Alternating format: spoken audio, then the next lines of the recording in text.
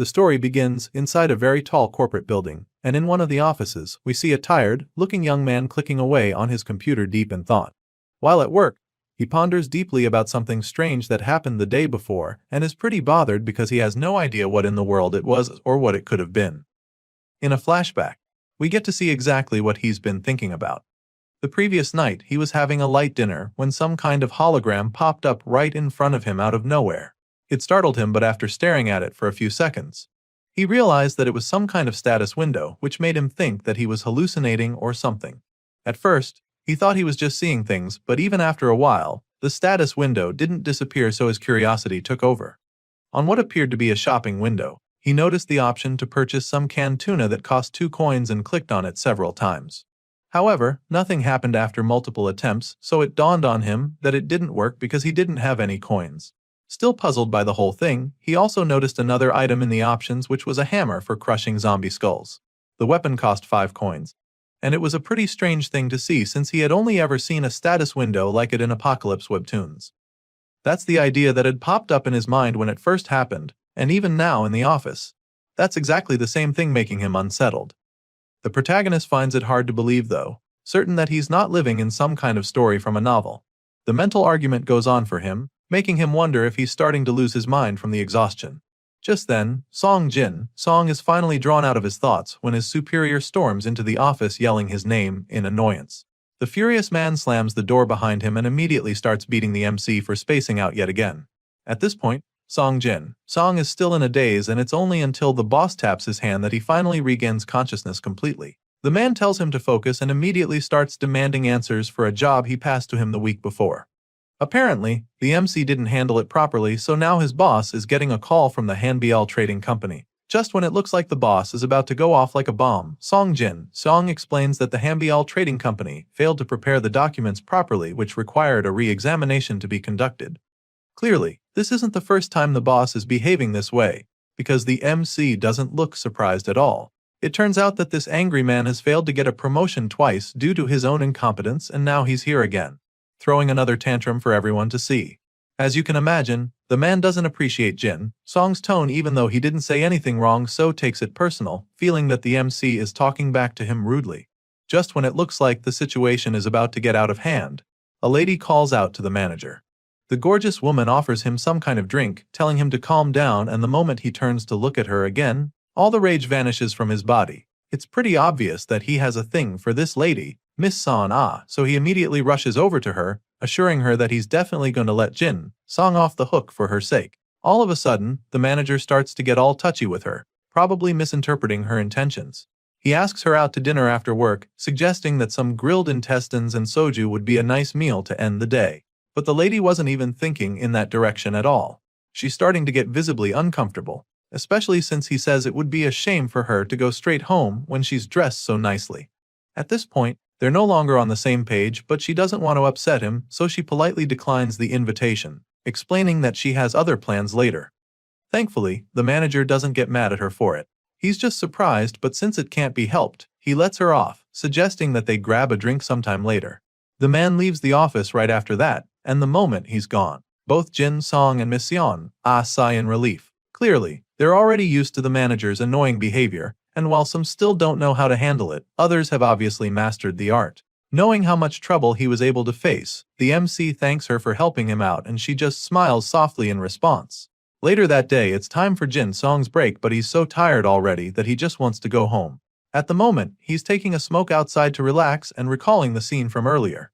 He's not ready to go back into the office right now since his annoying manager Cho is still in there. As frustrating as the job is, Song remains aware that it's pretty difficult to get a new one these days. As such, he knows that he just has to endure it even if it's tough. After all, this is still one of the largest corporations around. While thinking about this, the thought of Miss Sion crosses his mind, and he figures that it wouldn't be a bad idea to get her a coffee later. As if she read his mind, the lady in question suddenly pops up right beside him, acting surprised to see him there on the rooftop. Song, on the other hand, is actually surprised to see her, so he asks her what she came to do here, since he knows that she doesn't even smoke. In response, she just sighs first before admitting that she came up there just to get away from the manager. Apparently, a client disappeared without paying their bill, and now Cho is taking out his frustration on everyone in the office, finding fault with every single person in there. Miss Sion wasn't ready to be one of the scapegoats, so she snuck out before he could get to her desk. The MC is amused to hear this and simply commends her for making a good escape. At this point, the lady feels comfortable enough to start ranting about how the manager makes her feel. It turns out that he keeps asking to eat out with her when he's not even paying, but the most annoying part for her is how he subtly tries to touch her every chance he gets. Suddenly, she stops mid-rant and starts talking about how cold it is today, but Song can't relate because he actually thought that it was pretty cool for a summer day. However, she does agree with him because the temperature seems abnormal to her. So much so that she even has goosebumps right now despite wearing long sleeves. He's surprised when she suddenly rolls up her sleeves to show him, but then he just teases her for being really sensitive to the cold since he doesn't feel anything. The lady starts to get a little worked up when she sees that he doesn't believe her, so she takes out her phone to show him a video that would change his mind. Determined to prove her point, Son shoves her phone in his face and shows him a strange video of snow falling in Africa. As you already know, that's definitely not normal, so the MC isn't completely sure that it's real. He expresses his shock and the lady agrees with him because it is indeed strange. At this point, Song believes that there's something seriously wrong going on, and while he's still saying this, Sion's phone starts buzzing from a new notification. They quickly check the phone and are surprised to see a cold wave advisory being announced. That doesn't make any sense because they're in the summer, and the MC begins to wonder if the meteorological agency got hacked or something. They're still trying to wrap their heads around the first message when a second emergency alert comes in. Apparently, the cold wave warning has been issued due to a rapid drop in temperature, so now, all civilians are being advised to prepare thoroughly for colds and other illnesses that could result from this sudden temperature drop. They both stare at the phone screen in bemusement, and because of how strange the whole thing is, they conclude that it has to be some kind of error. As far as Seong is concerned, it doesn't even make sense to joke about having a cold wave warning in the middle of June. However, while he's still trying to make this point, a tiny snowflake suddenly falls on his hand, and even Son starts to feel even colder in that moment. Puzzled by this, they both look up at the sky and are absolutely stunned to see that it's actually snowing already. It turns out that the cold wave is coming a lot faster than they could have imagined. It only takes a few hours for all the rooftops to be covered in snow. And even though it's been going on for a while now, the MC still can't wrap his head around the whole thing. He stands out on the balcony with a cup of hot coffee in hand as he struggles to make sense of the situation. It's literally snowing heavily in the summer, which makes no sense to him. It's almost as if the world has gone completely insane. Despite warning himself with a cigarette and some coffee, it's still absolutely freezing to him, and it's clearly colder than it was when Son was there with him. Looking down at the heaps of snow on the roads, he can already tell that the traffic this night would be on another level, so he figures that it would be wise to pack up and head home right away. With this in mind, Song makes his way to the elevator, but after trying to open the door for a while, nothing happens. Of course, this leaves him puzzled and wondering if the elevator is broken or something. He's still trying to figure out what's wrong when a freezing gust of wind hits him in a flash. The cold seeps into his body instantly, so he starts shivering even more. Now, he's even more desperate to get home quickly to go warm himself, so rather than wasting any more time at the elevator, he makes his way down the stairs. With everything going on now, he still can't help but feel very bothered about that strange status window that popped up in front of him the day before. He clearly needs answers, but right now, the most important thing is finding a way to deal with this strange cold weather. By the time he reaches the bottom floor, he notices that the elevator doors are closing, which means that someone just used it. Now, he's sure that it wasn't broken, but upon getting closer, he hears the machine opening and closing the doors rapidly, which makes him feel that someone might be holding the elevator door. That's what he thought at first, but it still doesn't make much sense because it's way too quiet. If someone was holding the door, then there would at least be some kind of noise around.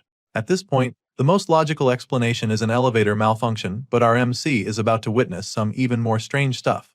In the blink of an eye, all the lights go out and Seong is suddenly surrounded by pitch black darkness. Seeing that there's just been a blackout, our MC begins to get pretty nervous and a lot more desperate to get the hell out of the building. He knows that this is not a good situation, so he decides to forget about packing up. He makes up his mind to just leave, but then all of a sudden, he's startled by an ominous sound of metal scraping in the distance. Song can barely see anything, and now there's a strange sound coming from the darkness, so he's really creeped out. His pupils dilate as he carefully makes his way to the dark office to get his stuff, and that's when he gets even more freaked out. The place is completely deserted, almost like everyone left already, which is pretty strange. He could have sworn that a few people were still in there when he went up to the roof, so the current situation makes him even more nervous. Besides that fact that there's no one else around, he's also very creeped out by the sudden darkness. As he slowly moves along the office, he notices how messy the place is, which is very unusual. It's as if everyone else fled in a hurry, so now, Jin Song is sure that there's a problem. Desperate to calm himself down, he calls out into the darkness, asking if anyone else is there. Of course, there's no response, and that's when that creepy metal scraping sound continues. Jin Song's adrenaline levels spike and he immediately gets into flight mode. Bro quickly takes his backpack and starts to make his way out of the building, knowing that he definitely needs to move as fast as he can. Just as he's about to make a run for it, he senses an ominous figure behind him.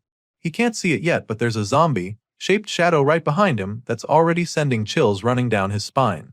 Our boy doesn't even bother turning to look at it, he just shuffles ahead to increase his pace. He can clearly sense that there's something terrible lurking in the meeting room ahead, and he's not too keen on seeing it for himself, so he continues on his quest to escape, but then all of a sudden, he steps on something. Jin Song looks down to see the ID card he just stepped on, and it's covered in blood. He picks it up and sees that it belongs to one of his colleagues, Kim Hyun-sok. Of course, he's very puzzled as to why it's covered in blood and whose blood it even is. Seeing the trail of blood leaves the MC frozen in shock, wondering what on earth happened in the place. Curious for answers, he decides to quietly follow the trail till he gets to the window of the meeting room. There, he peeks through the blinds and is absolutely mortified when he sees one of his colleagues feasting on the other. They're both covered in blood, which overwhelms Jin Song a bit. The guy is too shaken to even move, and in that split second, the zombie senses his presence and makes eye contact with him. The moment they lock eyes, our boy finally snaps out of his trance, but it's too late because now, the blood-thirsty creature is completely focused on him. The zombie stands up, and in the blink of an eye, our boy finds himself standing face to face with the monster. He's extremely terrified now, but the shock keeps his feet tethered to the ground for a while. Thankfully, this quickly changes when the zombie attacks him.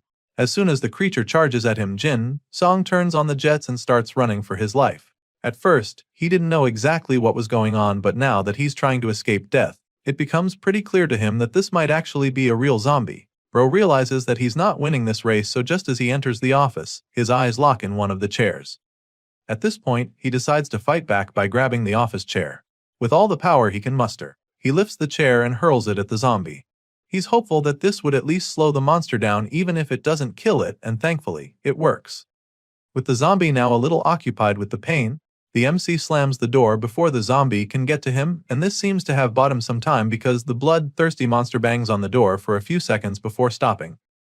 Eventually, the zombie decides to walk away, and when our guy realizes that it's no longer trying to get him, he decides to let his guard down by quietly sitting on the floor to rest for a bit. It's obvious that it was definitely a zombie just now, and this is further confirmed when his phone buzzes in his pocket. He takes it out to see the notification of an emergency alert. Apparently, there is an infection suspected to be a variant of the rabies virus spreading rapidly throughout downtown Seoul. All citizens are being advised to refrain from going outside as much as possible and wait indoors for instructions from the government. As you can imagine, the most baffling thing he picked out from the entire message was the fact that this is a rabies outbreak. He just holds his head in confusion and annoyance as he reads the message, because it sounds like a load of shit as far as he's concerned. I mean, you can't blame him for feeling this way. After what he just faced, he's definitely sure that this doesn't have anything to do with rabies. He's certain that it was definitely a zombie, and the fact that people think otherwise makes him wonder what on earth is really going on. Determined to find answers, he goes through the comment section and reads similar encounters from other people. One guy just saw an old man ramming his head into the wall, and another even got bit a while ago. Sadly, some clueless people on the chat seem to have been bit already, but they don't even know what's about to go down. Seeing all of these messages, Jin Song realizes that the chaos is everywhere, so he begins to wonder if all of this has something to do with that status window from yesterday. With this in mind, he tries to search for answers, but he doesn't find any information related to floating status windows. Clearly, that's a dead end, so he ponders on it, thinking of what to do next, but then all of a sudden, his phone screen gets scrambled. At first, he's confused, but then the whole page goes blank, confirming that the connection has been lost.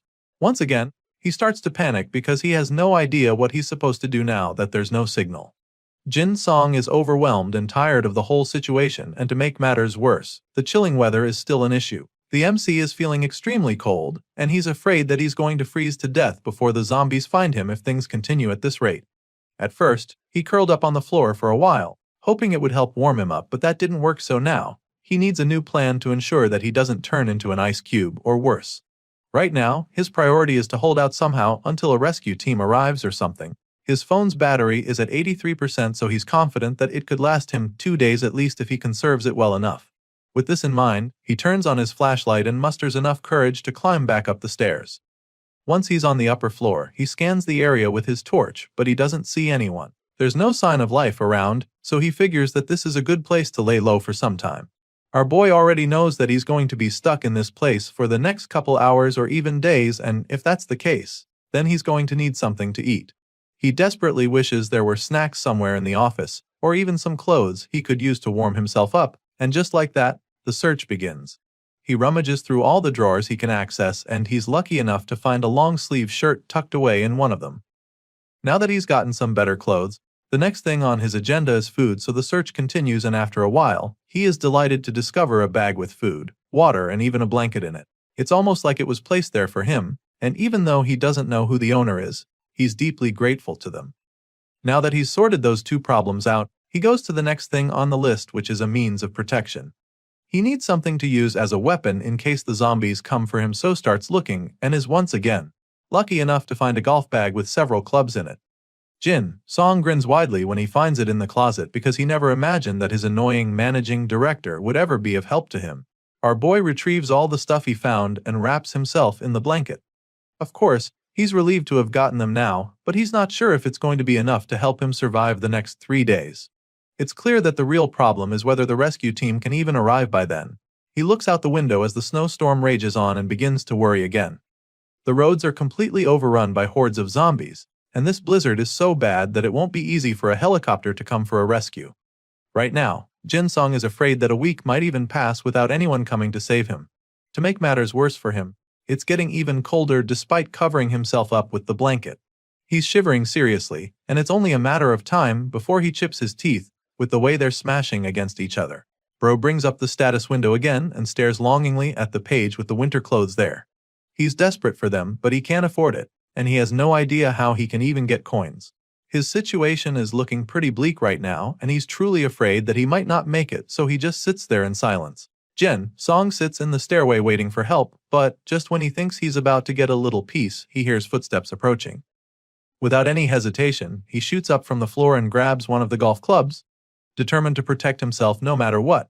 He braces himself for what's to come, and all of a sudden, the footsteps become a lot louder and faster, as if the zombie is charging at him. The door bursts open in a flash and our boy takes a mighty swing, but just when he's about to land the hit, he realizes that it wasn't actually a zombie, it's his colleague. The guy introduces himself as Kim Ju, Manager Choi's replacement from the sales department, and the MC immediately recognizes him.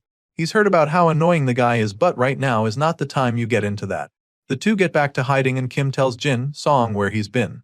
The guy was in the break room when he suddenly heard loud banging on the door from outside, so he quickly locked the door from the inside early enough. Hearing this, Jin Song is curious as to how he got out and made it to this point without being taken down by the zombies. In response, the guy admits that he just burst through the door and ran through all the zombies in his path till he got to the emergency exit. At this point, our boy can tell that this guy is just trying to brag about his strength because nothing he's said so far has been useful. As if being useless isn't enough, Kim is now also about to be a liability because he suddenly starts complaining about hunger, asking Jin Song if he has any food. The food he has is barely enough for him, so he doesn't have any plans to share it with this annoying guy. He bluntly tells Kim that he doesn't have any food, but the guy doesn't believe him at first. Even though the MC isn't going to share his emergency rations, he doesn't mind giving the guy some water. I mean, he's not completely heartless. Anyway, he takes out the can of water and hands it to Kim, who thanks him for it. At this point, you'd think the guy would just take the water and be grateful, but that's not the case. All of a sudden, Kim grabs Jin Song's arm very firmly, and with a twisted look in his eyes, he asks our guy once again if he really doesn't have any food. Now, the MC can clearly see that there's something strange going on with Kim, so he knows that he has to be very careful. While getting the water, Jin Song notes something unsettling about the guy. At first, he thought that Kim was sweating because he had been running, but the guy has been dripping with sweat the whole time, even though it's freezing. Our boy feels that he might just be feeling too paranoid, but just as the thought crosses his mind, Kim suddenly lunges at him like a madman. Thankfully, he's quick enough to notice it, so slams him in the face with the water flask. He disorients Kim with the hit, lands a powerful kick to the side and sends him crashing into the wall. At this point, Jin Song has his golf club in hand, ready to strike because he's clearly facing a zombie now. Kim was fine just a moment ago, but now, the guy is foaming at the mouth and growling at him with crazy eyes.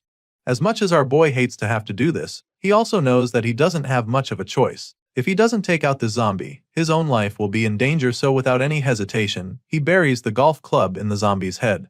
This is no longer his colleague Kim. It's now a bloodthirsty zombie ready to infect him, so he can't let that happen.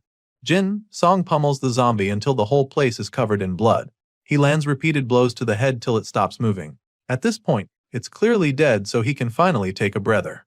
The MC takes a moment to catch his breath, and then all of a sudden, he sees a status window appear right in front of him. It's a notification confirming that he just earned 1 coin. As you can imagine, he's taken aback by this because he has no idea what the hell is going on. After pondering over it for a while, it finally starts to make sense to him. The only place he's seen anything about coins was on the shopping window. So, he pulls up the shop to confirm, and sure enough, he sees several items that can be purchased with coins. Right now, he has 1 coin, so he can't really afford anything since most of the items cost more than that, including the winter clothes he so desperately needs. Seeing all of this, Jin Song begins to understand what exactly is going on. He realizes that he's probably going to get 1 coin each time he deals with a zombie, and frankly, that's quite disappointing to him. He literally just risked his life to fight and survive that, so he's pretty pissed that all he got was 1 coin. It's a really tough system, as he can already tell, and just thinking about it exhausts him. Jin Song simply falls to his knees, thinking about what his fate is, and that's when he spots something intriguing on the zombie. The MC notices the throbbing bite mark on the decreased Kim's arm and just sighs as the reality dawns on him. Kim probably got bit while trying to run through the zombies in the building, and he clearly didn't even know he had been bit. Our guy can't blame the guy for not even knowing, since he looked completely fine when they first met. It's really crazy that one can already be infected and have no idea. So with this in mind, Jin Song decides that he can't trust anyone by their appearance moving forward. The MC makes his way back to one of the offices to have a smoke and relax a little. While he's at it, he can't help but notice how good this cigarette he found earlier is. He remembers finding it when he was rummaging around the building for useful stuff, and he's really glad he did, because it's the only small comfort he has in this crappy situation. After some time, Jin Song figures that he should probably start moving back to his hiding spot soon if he doesn't find any other useful stuff. Just as he's thinking about this, a loud screech disrupts his thoughts. So he looks out the window to see what's going on outside, and that's when he sees the sea of zombies flooding the streets. There are only a few people who haven't been infected yet, but with the horde swarming them, it's only a matter of time. Some of them try to fight back with weapons and whatever they can get their hands on, while others just succumb and accept their fate. Sadly, in a situation like this, there's really no use fighting, and the last man standing learns this the hard way. The zombies devour him in a flash, and all that's left of him is a bloody corpse. Well, that's before his transformation begins. Our guy watches the horrific scenes down there from the building, and he's truly shaken by it. It's so disturbing to him, but more importantly, it makes him understand just how screwed he is. As if the endless waves of zombies aren't enough, the snowstorm refuses to end as well. The blizzard rages on throughout the night, and our exhausted protagonist decides to just lie down and hope for the best. By the 3rd day, there's still no sign of any rescue team coming to save him, and it's not getting any warmer either. On top of that, his phone battery is now at 3%, which means that he's about to be really hopeless in a while. From the look on his face, you can tell that he doesn't really have high hopes anymore. All he has left with him now is 1 bag of snacks and 4 chocolate bars. As you can imagine, the last 3 days have been really frustrating for him. He's spent most of his time just staring out the window to conserve as much energy as possible. During that time, he saw several people attempting to escape from the zombies, and of course, every single one of them turned into a zombie in the end. Seeing such things can really kill a man's hope, and some might even lose the will to fight or keep living. However, that's not the case for our hero. Despite seeing how the efforts of others ended in futility, Jin Song has come to the conclusion that he has to get moving. As far as he's concerned, there's really nothing else he can do if he wants to live. Sure, it's safer inside the building, but staying here like this will only bring him closer to death with each passing day. He decides that he can't keep hiding in one spot staring out the window till death comes for him, so first, he intends to find some trustworthy survivors within the building. Jin Song still believes that there are others like him and that his best shot is finding them. So, with the little energy left in him, he clears out the barricade in front of the office door, prepared to finally walk out. The MC is definitely afraid, but he knows that this is what he has to do. He must find the others and combine forces with them to get out of this building. For now, his main objective is the 6th floor. This is where he wants to begin his search, and to do that, he needs to check if the entrance is blocked like Kim-ju man said it was. For the first time in days, Jin-song opens the door to walk out, and the moment he does it, something shocking happens. All of a sudden, the power is restored and all the light bulbs come back on. As soon as he sees this, he doesn't even waste a second before running back into the office window to check if it's still snowing. Sadly, when he gets there, he's disappointed to see that the blizzard is still very much there. He looks out and sees that all the other buildings don't have any power. It's still very dark outside, but the lights in the building are on, so this can only mean one thing. Jin-song got his hopes for a second there, but the lights inside are still on, which means that someone must have turned on the emergency generator. The last time he checked, zombies aren't exactly cut out for stuff like that, so he is convinced that there's another survivor in the building. This is exactly what he's been praying for, and now he has a chance to join forces with someone else, so he dashes out of the room to begin his search. The MC takes all the stuff he needs with him and makes his way to the stairs once again. He knows that he needs to be quick about this little mission, because the lights could go out at any moment, and he wouldn't want to be in the zombies' territory when that happens. With this in mind, he resolves to find the others before the lights go out and makes his way down the stairs. Jin-song believes that the survivor is likely located in either the management office or the security office, since those guys are the ones with access to the generators. The thing is, both of those offices are on the 1st floor, so he'd have to go down a couple stairs, but it's a relief for him. On the way down, he notices that something is going on with his shoes. As much as it's keeping his feet warm, he knows that he can't risk attracting the zombies with the noise, so he takes off his shoes and continues the journey in socks. Our guy is determined to make it out alive, and he no longer cares what it's going to take in order to achieve this. Soon, he arrives on the 6th floor. Right now, he's pressed for time and needs to find the other survivor before the backup generator fails, but he also needs to check if the emergency exit is truly blocked. So, Jin-song takes a quick stop on the 6th floor to check for it. Our boy stealthily moves around there and eventually gets to the exit, and just like Kim said, it's blocked indeed. Now that he's done with that, he needs to get back to finding the other survivors in the building. That's the most urgent thing right now, so the emergency exit can wait for now since he's confirmed that it's blocked. Not long after that little detour, the MC finally reaches the 1st floor, and upon getting there, he notices that everything still seems normal. It doesn't look like the zombies from outside have been able to break in yet, and that's a good sign. However, considering the usual foot traffic in the lobby, there's a high chance that zombies are roaming about. He listens carefully, but doesn't hear any noise, so he attempts to open the door and is relieved to see that it's not locked. Jin-song opens the door slightly to take a peek, and sure enough, he finds numerous signs to confirm the zombies' presence. There are blood stains all over the place, and he even sees a few of the undead patrolling the area. On looking closer some more, he sees many others roaming about like it's some twisted Halloween party. He's astounded by how many there are and starts to feel that this might even be the entire horde of zombies. Just as he expected, it's practically impossible to escape the building at the moment. There are just way too many zombies in the way. Still, he's glad that the zombies from outside haven't gotten in yet, because that would just make the situation a lot worse for him. Sadly, with the way things are going, it's only a matter of time before those front doors come down. The multitude of zombies outside seem to be looking for a way in, and if the population goes any higher, then they'll definitely break in. As such, he knows that he just has to move fast, so that's exactly what he does. He runs past the lobby when all the zombies aren't looking and successfully reaches the management office. On getting there, he's once again met with a sad discovery. He looks into the office only to find a frozen man. He clearly froze to death due to the cold, and Jin is heartbroken when he sees this, because this man was the one who greeted him every morning. Sadly, now he's gone. Jin had always heard how people who die from hypothermia paradoxically remove their clothes, but he never thought he'd see it for himself. There's nothing he can do to help the deceased man now, so all he can do is pay his last respects. He covers the man's eyes shut and prays for him to rest in peace. There's no point staying here and risking getting caught by the zombies. The generators are also likely to fail at any moment, so Jin gets a move on. He hurries down to the other parts of the 1st floor in search of the other survivors. Clearly, nobody in the maintenance room survived this apparent ice age apocalypse, so the only place left to check is the security office. The MC arrives in front of the door and just stands there, desperately hoping that he finds a living person in there. As much as he wants to meet with the other survivors, he's also afraid of how they might react to his sudden appearance. Jin fears that they might have set up traps to prepare for intruders, just like how he would set up a barricade if he was in their position. With this in mind, The MC figures that the only way to avoid getting attacked is to let them know that he's not a zombie or a hostile beforehand. The best way to do that right now is to avoid startling them by making any sudden noises. Unfortunately, that's going to be very difficult because any sound he makes right now will probably attract the zombies. Speaking of zombies, some of them are coming his way for some reason.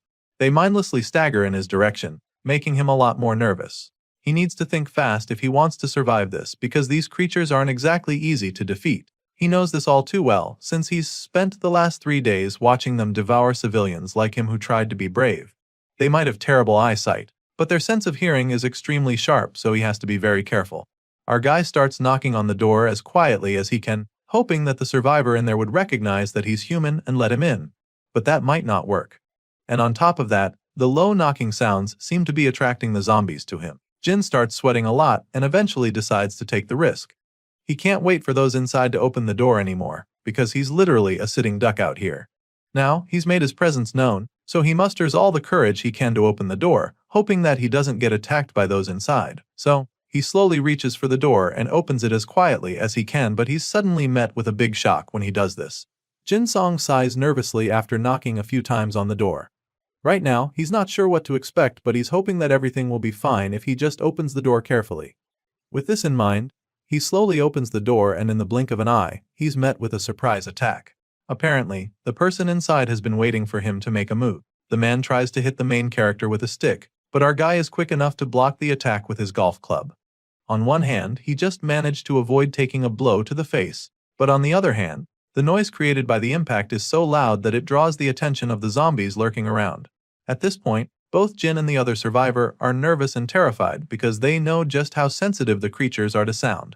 Right now, they have only a few seconds to decide what their next move is if they don't want to become zombie food.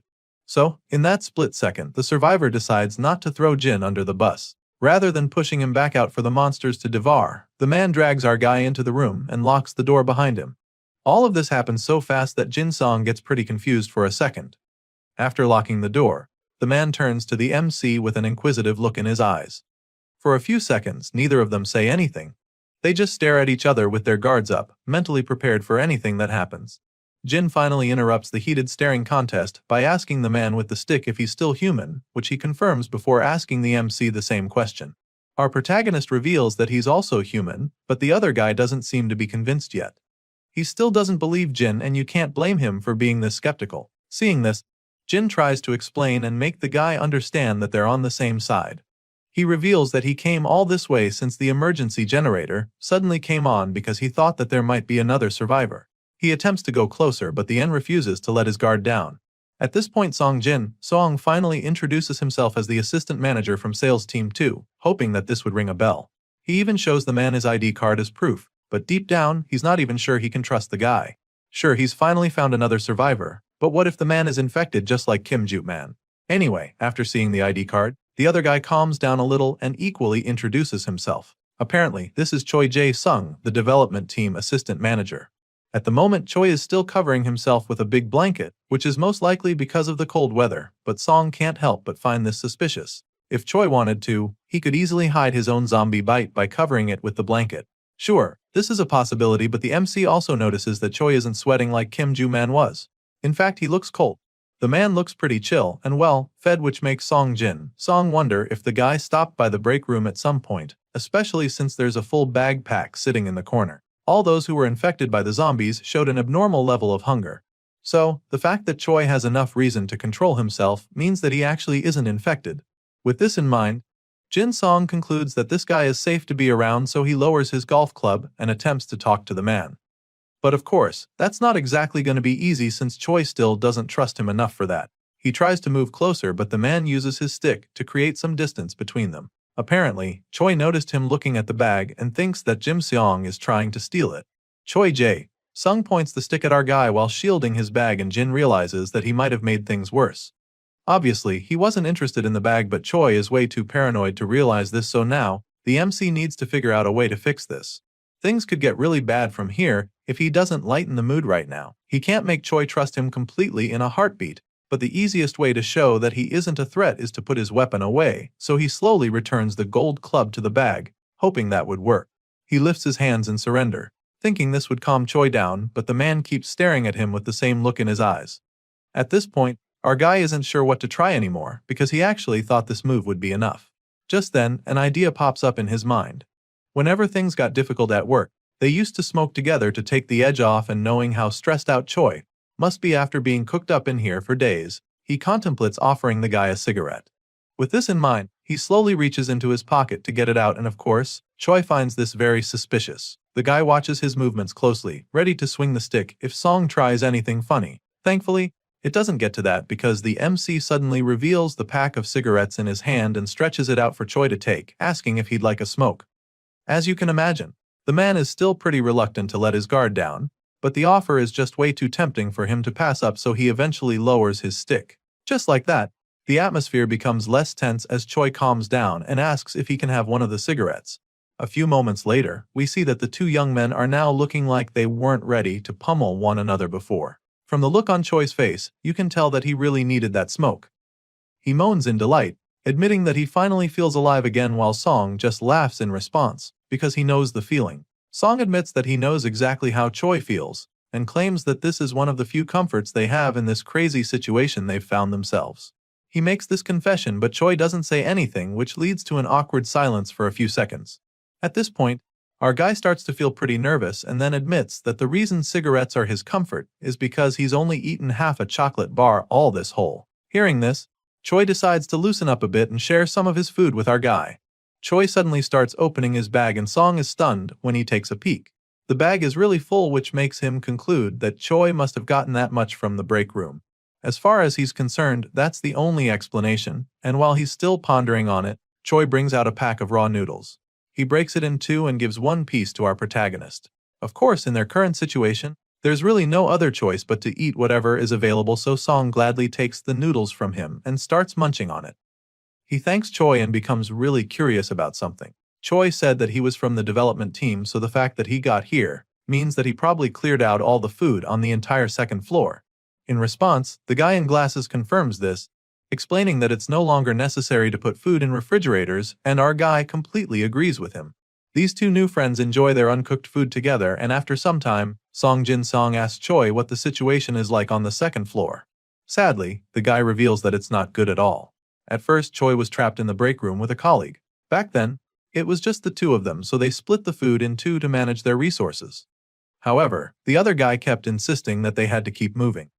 Choi didn't think that was a good idea and suggested that it would be wiser to wait for a rescue team to come get them. Despite his attempts to make his colleague wait there with him, the guy eventually had enough and decided to leave without him. As you can imagine, the impatient guy was infected as soon as he went out, and just like that, Choi was left all by himself.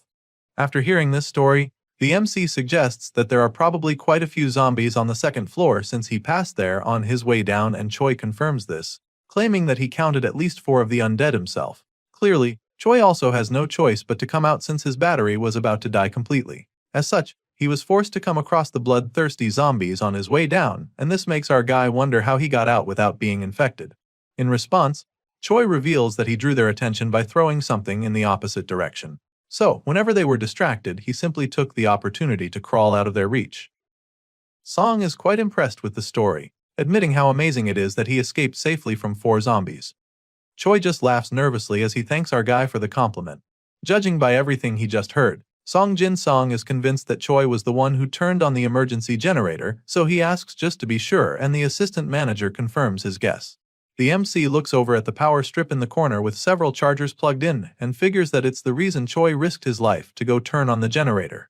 Clearly, the guy had to charge his devices so he wouldn't get stranded, but Song is a little confused because he doesn't really think there's a point. Hearing this, Choi is shocked because he can't believe that Song has been surviving without using the internet. At this point, our boy is even more surprised because he had no idea that there was even any signal in the building all this while. Hearing this, the assistant manager informs him that satellite internet is actually available. This response leaves our guy astounded, and that's when Choi asks him if he knows about Spacelink. Sure enough, Song is familiar with this name, so Choi tells him that they still have access to the internet because of it. Of course, there aren't many usable servers left since the zombies took over, but there are a few communities that they can still connect to. Well, our boy didn't have any idea about this, so it's taking him a while to process all the information. It's a good thing he met Choi then. Anyway, Mr. Glasses goes on to reveal that the charger is currently plugged in a fast on, which means that it should be done very soon. That being said, he offers to help our guy charge his phone afterward if he has one on him. Time goes by and sure enough, Choi helps Song plug in his phone. Just like the assistant manager said, the internet is still working and our MC is even able to access his social media account, where he comes across several others who haven't been infected. This whole thing is like a breakthrough for him, so he genuinely thanks Choi for everything. The guy charged his phone, connected him to the Spacelink internet, and even told him about the community, so he is really glad. Of course, Choi is pretty modest about it, claiming that it's nothing. Not long after that, they notice the lights above them flickering and Song immediately suggests that the emergency generator is about to run out of power. Of course, this is really tragic news for Choi, even though he already knew that it was going to happen eventually. Things are about to get a lot more difficult for them, which makes him wonder what Song plans to do in this situation. Before our guy can even say anything, Choi makes his intentions very clear, stating that he will be staying right in the room. The assistant manager doesn't have any intention of leaving the room, and stating this, Song just stares at him with a disappointed look on his face. Clearly, Choi only said this just now because he wants Song to leave. The guy suddenly starts reaching for his wooden stick again, like he's preparing to attack our guy if an argument breaks out. Song doesn't seem to notice this though, but he understands why the assistant manager would want him to leave.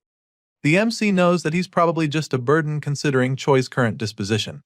The assistant manager's strategy is obviously to hold out for as long as possible in the safest location, so he truly has no need for a companion who would just consume more of his food while waiting around. Song also doesn't consider Choi a good companion in this situation because they have conflicting ideas. As far as the MC is concerned, he needs to keep exploring in order to find a way out, and this means that Choi would only be an obstacle. As such, he believes that it's only right for them to part ways here and now. After considering all of these factors, our guy finally informs Choi that he will be leaving instead. Of course, Mr. Glasses over here doesn't have any problems with this. In fact, he's even relieved to hear it. Without any hesitation, he goes over to his bag to take out a flashlight and a small power bank. Apparently, he has about 2 more of these to spare, so he doesn't mind giving them to Song as a parting gift. He presents them to our boy, proving that he's not all self-centered, and of course, Song is really grateful for the gift. He thanks the assistant manager sincerely because he knows how incredible these items will be in a situation without any electricity. Grateful for Choi's generosity, our guy decides to return the favor, so he takes out a few sticks from his pack of cigarettes and gives them to the guy as well. Of course, Choi really appreciates it, so he thanks Song as well, and the 2 survivors finally part ways. Our guy makes his way to the door and Choi wishes him luck. Before stepping out, the MC turns to the guy, hoping that they get to see each other alive again. Song exits the room after that, and as soon as he's outside, he's overwhelmed by the horde of zombies flooding the area. Right now, he knows that he has to hurry because the electricity will be cut off soon, leaving him stuck in the dark with the undead creatures. To avoid this, he needs to get the hell out of here. Thankfully, the door is still holding up so he can escape very quickly. Song contemplates his next course of action. If he goes down to the basement, he can easily access his company car in the parking lot. There's a chance he can escape with it, but at the same time, he's not even sure that leaving the building right now is the correct choice. At the moment, he's starting to reconsider his idea, feeling that the time to escape the company building will come eventually, so there's no need to rush. A part of him knows that leaving the company right now could turn out to be a rash decision, so, for the meantime, he feels that it is wiser to go back up and get all the information he can from the company. That way, he'll be more equipped with everything he needs to enable him to escape safely. With this in mind, our guy starts marching up the stairs with his bloody golf club in hand. He's only a few steps in when everything goes dark all of a sudden. He curses in frustration when this happens because it means that the emergency generator finally ran out of power. Thankfully, he still has a flashlight, so rather than freaking out, he's able to stay calm. Song uses the light to navigate his way up the stairs as carefully as he can because there's a good chance the zombies moved when he was downstairs. By being extremely careful and quiet, Song is able to reach the 4th, 5th, and then the 6th floor without being attacked by the zombies. Now, he just needs to move a little higher to reach his destination, but then all of a sudden, he hears a noise coming from the floor above. He's certain that someone is on the upper floor and fears that it's most likely a zombie. Despite being absolutely terrified right now, the MC knows that there's really no turning back at this point. He has no choice but to keep going, so he tightens his grip on the golf club and braces himself for what is to come, confident that he'll break through no matter what. A few seconds later, We see that our determined hero has hung the flashlight in the railing to enable him go face the zombie with both of his hands free. He slowly goes up with his trusty golf club in hand and quietly closing in on the monster as he prepares to knock it out. By the time he gets close enough, he is finally able to see the zombie fully and is even relieved that it's also facing the rooftop. With the creature turning its back to him, this means that he'll be able to sneak up on it from behind, so he's even more motivated to use this opportunity before it's too late. Determined to take out the zombie, he moves even closer, waiting for the perfect opening to strike, but things take a huge twist when the zombie senses him. Just like that, the monster's neck turns 360 degrees to look at him, and in that moment, he already knows that he is cooked. The monster growls at him as it foams from the mouth, and before our guy can even think of anything, the vicious zombie lunges at him from up the stairs. At this point, you'd think Song would definitely get infected because of how close he is, but he somehow manages to land a devastating blow to the zombie's head with his golf stick, and the force from the hit is so powerful that it sends the monster slamming into the wall. Of course, just one hit isn't going to be enough to take out a monster this vicious, so the creature gets right back up, even more pissed this time around. The zombie screeches at him in rage and once again, charges at him, so he repeats the same moves a second time. Song knows that this is a matter of life or death, so despite being absolutely terrified, he musters all the courage and strength he can to fight off the zombie. He lands several powerful blows on the monster, desperate to kill it for good. But just as he's hoping that the fight is all over, he sees the creature getting back up. He sees that zombie still moving after everything, and he's already tired of landing hits, but he doesn't have a choice. So, he just hits the zombie some more, begging it to just die, and then he finally kills it. Our guy is sure that it's dead when the familiar blue window pops up in front of him, informing him that he has acquired 1 coin. The shopping window appears right after that, showing him all the stuff that he can purchase now that he has 2 coins. The MC stares at the window in a daze with his bent and bloody golf club still in hand. He's irritated by the twisted system showing him a shopping menu when he literally almost died a few seconds ago, so he angrily waves the window away. But then again, he keeps his frustration aside and decides to be more rational about it. Looking at the stuff on the menu, he realizes that the coins might be useful for something else, so he decides to just take them for now. Song accepts his reward and starts packing up his stuff. While he's at it, he can't help but wonder where this particular zombie actually came from. From what he can see, the rooftop is closed, so it couldn't have come from there, and this makes him wonder if it came from another floor instead. He starts racking his brain about all this, so he starts to think that the 7th floor might not be safe either. Despite feeling this way, he decides to go up there anyway and quickly enters the empty office room there. He shuts the door behind him and sighs in relief, feeling that he should be safe. He takes out his water can to have a drink, and then the memory of the zombie he faced earlier flashes across his mind. He is still hung up on how fast it was. At that speed, he feels that the zombie is probably even faster than when it was still a normal person. As far as he's concerned, it might even be on the level of a wild animal now that it's this lethal. Song is truly shaken by the experience he faced, and he's even afraid that he would probably have been the one who died if there were 2 zombies. With this fear now dwelling in his mind, he figures that he needs to find companions to move with. If he can't do that, then he'll have to create situations where it's always a one-on-one with the zombies. Anything other than that might not end well for him, and he knows this. After quenching his thirst, he suddenly remembers that he should probably check the internet now that he's back upstairs. He feels that there might be more information on the zombies online. Song quickly gets back on the Spacelink internet and starts surfing the web for anything related to the zombies, but he just finds stuff about the weather. One guy is really astounded by the temperature outside because it was minus 27 degrees Celsius when he measured it.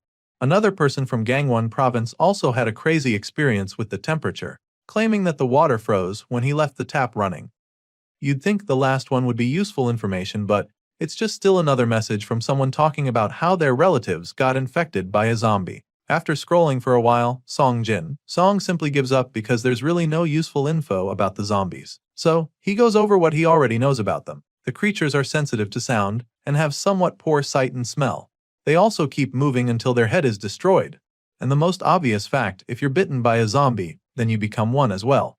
These things online are all stuff he already knew before now, and it's mostly just survivors crying out for rescue on the servers. As annoying as the situation is, it's actually helped him to confirm one thing, which is the fact that the government has now completely collapsed. It's now very obvious that no one is coming to save them, and so now, the harsh reality dawns on him. Song finally accepts the fact that he has to survive on his own, by himself in this godforsaken world. The thought runs through his mind just as the harsh cold seeps deeper into his body, causing him to cough violently. Of course, that's never a good sign. Soon, it's day 5 of survival and our guy is literally shaking like a leaf. The cold seems to have really gotten to him now, because he's covering himself in a blanket, but still shivering tremendously. For some reason, he still thinks that he hasn't caught a cold yet. Bro claims that he can't let that happen when he's clearly sick already. I mean, you can't blame him for not wanting to accept that he's sick. After all, in this situation, a cold practically means death. Song Jin Song is determined to stay healthy, so he motivates himself to move his body in order to generate some heat. This might turn out to be a bad idea since he'll probably need to replenish the lost energy afterward. Anyway, our guy proceeds to do some jumping jacks to generate heat, and of course, it doesn't take long for his belly to start growling. He's clearly very hungry now and tired too, so he goes straight to one of his chocolate bars.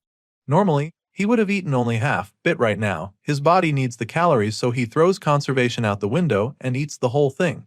After eating, Song takes off his shoes, feeling pretty irritated by the cold. He probably thought his body would have adapted to the temperature by now, but after 5 days of this Ice Age apocalypse, he is now sure that he can never get used to this cold. As such, he decides that it's time to go light, feeling that it would just be cumbersome to move with his shoes on. He drops them on the desk, feeling that leaving them there would be better since it makes less noise. Once that's out of the way, he realizes that he needs to find proper food before things get worse. To do this, he'll need to leave the office for his search. According to Assistant Manager Choi's information, half of the food from the break room should still be there, so now, his mission is to make it there alive and find it. He needs to get to the development team floor and find the bag of Choi's colleague, who turned into a zombie. The only problem with this little mission now is the fact that there are probably more than 4 zombies in that area, waiting for their next human victim. This makes things very difficult for him because it's going to be almost impossible to snatch the bag from the zombified colleague without the other undead creatures noticing. The only way to get the bag back now is to take the zombies out one by one. With this in mind, our boy goes into assassin mode. He scans the area to locate all the zombies. The first one is in the Development Team 1 office. There's another in Development Team 2 as well. And then one in the New Business Team office. There should be at least 4 on this floor, but he's only seen 3, which makes him wonder where the last one is. He's confused right now, so he tries to recall what he saw the last time he passed here. There were no bodies on the path from the break room to the emergency exit before. But now, there's one more somewhere he doesn't even know. This makes things a bit complicated, so he decides that the first course of action is to deal with all the zombies he's found. Using his flashlight, he keeps looking around and eventually finds another one in one of the supply rooms. He checks another room and is delighted to see that the non-food supplies are still there, but his quiet celebration is suddenly interrupted when he hears the low growl of a zombie coming his way. Song Jin Song quickly hides to avoid getting spotted, but he also marks the zombie's location. And so, now that he's gotten all his targets, it's time for him to begin the hunt. To set the plan in motion, he hurls a cup across the room to get the zombie's attention, knowing that the mindless creature would run in that direction. Sure enough, when the undead monster dashes toward the noise, Song emerges from the shadows with his golf club and takes a big swing at the zombie's head. The bloodthirsty monster doesn't see him on time, and by the time it realizes that it just got played, it's already too late. The MC buries the golf club in the zombie's head, killing it with a single strike, but the noise attracts the others nearby, and they don't hesitate to come after him. Thankfully, our guy sees them coming from the other room early enough so before they can get to him, he slams the door and locks them outside. Seeing the crazy zombies screaming outside the door, the MC feels so proud of himself because his little scheme worked just as he planned. He smiles with the flashlight tightly held in his teeth, feeling pretty confident. Right now, his hopes of taking them all out are looking alive, but just when he thinks he's winning, a zombie grabs his leg out of nowhere. The moment he feels the hand firmly grip his ankle, he turns around in shock. He looks down at the zombie growling at him, and of course, this leaves him very petrified because being this close to one of them is literally a death sentence. The zombie widens its jaws to do what they do best, and Song's adrenaline level spikes in the blink of an eye. The flashlight falls from his mouth in his panic, but thankfully, he is able to avoid getting bit. Before the monster can get him, he forcefully stomps on its head. He slams it and proceeds to hammer it with the gold club until there's blood everywhere and the zombie stops moving. As you can imagine, even after killing the zombie, he's still overwhelmed by what just happened. It was a very terrifying experience for sure, but it's still not over yet because there are still 2 other zombies waiting outside the door for him. Well, at least they can't get to him now, so he calmly picks up his flashlight from the pool of zombie blood. Now, He's already attracted 2 of them to him, so he resolves to finish this before any more zombies are drawn by the noise. Determined to come out of this alive, he puts the flashlight back in his mouth and charges right out the door. He opens the door and immediately throws a spoon across the office to distract them. Of course, this works pretty well since one of the 2 mindlessly runs toward the noise. The other one is a bit more suspicious about the situation, so it just stands there looking baffled, and this allows our boy to strike. Meanwhile, the other zombie that went after the spoon appears to have a backpack on, and it's probably the one Song is looking for. Our boy attacks the first one and goes after the second one with his golf club like a gladiator. The zombie tries to run away, but of course, the MC is way too locked in to let it escape. He goes after the undead creature with murderous intent, and a few seconds later, we see his golf club bent beyond recognition. The metal stick is completely deformed and covered in zombie blood at this point. The final confirmation that he killed the 2 creatures is the sudden message that pops up, revealing that he just acquired 4 coins. After the crazy ambush he just laid on the zombies, he uses his flashlight to see the bag properly.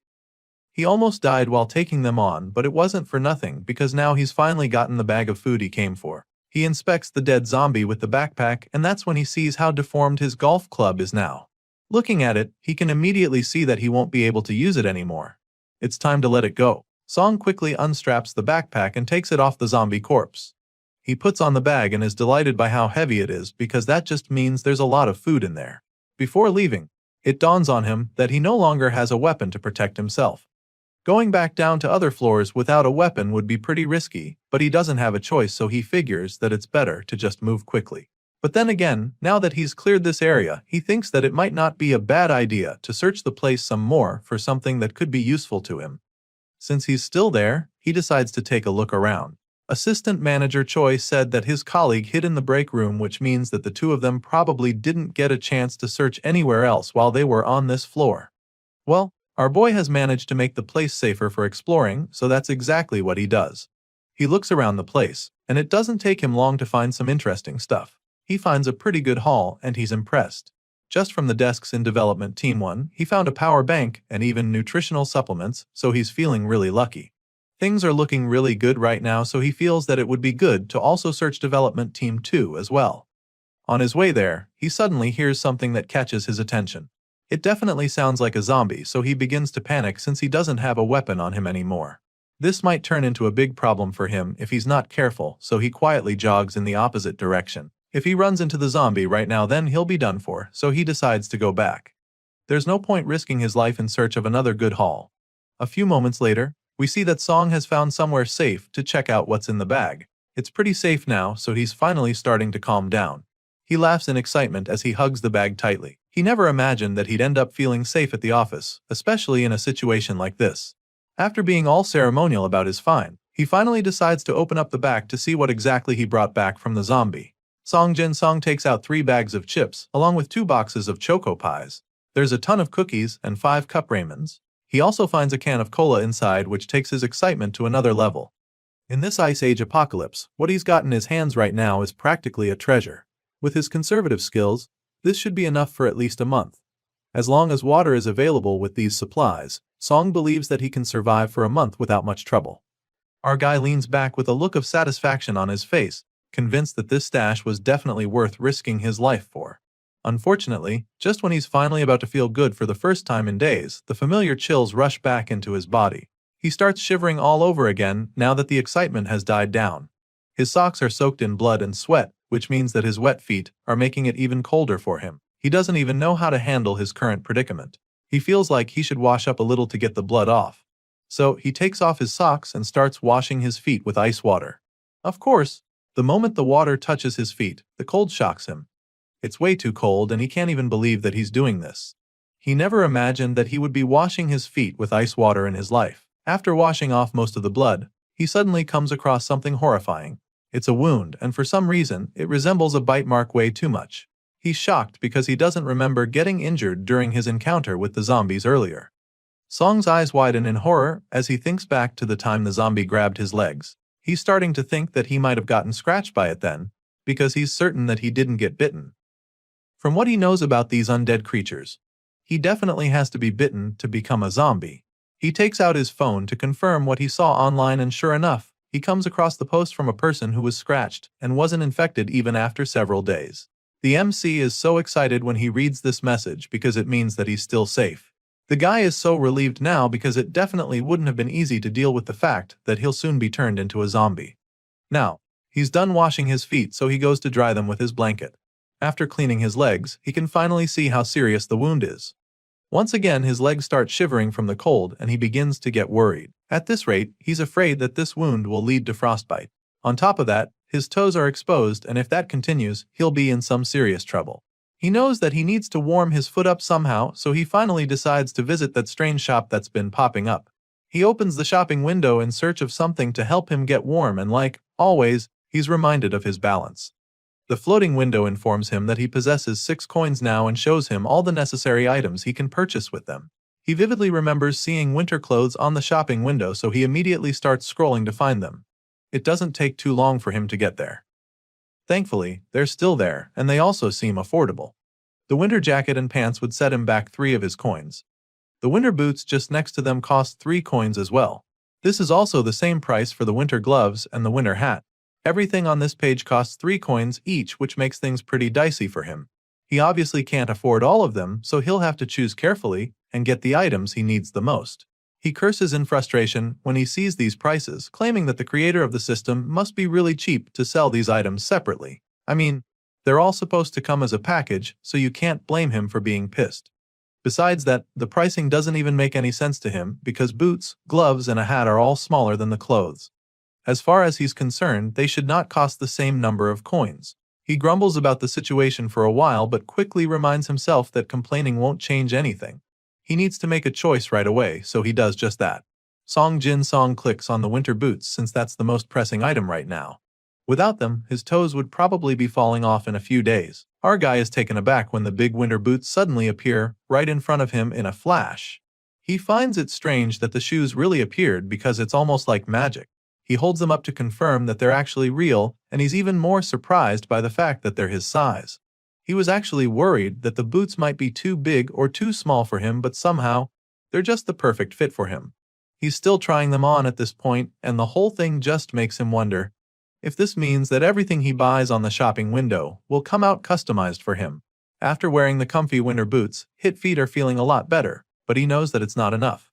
Sure, he's saved his toes and feet from the frostbite now, but he's still shaking like a leaf. Song doesn't think the boots will be enough to save him from the cold, so he goes back to the shopping window to look for anything else that can be of help.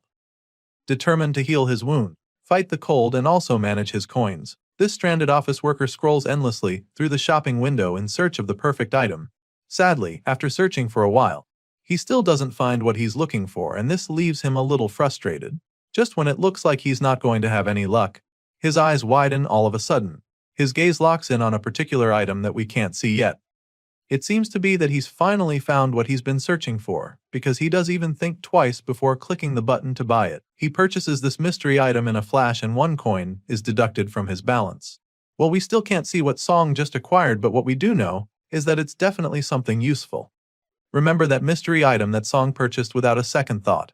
Well, it turned out to be a hot pack for the wounds on his feet. The MC quickly takes it out of the wrapper and starts massaging his feet with it. Right now, he feels more alive than he's been in the past 5 days.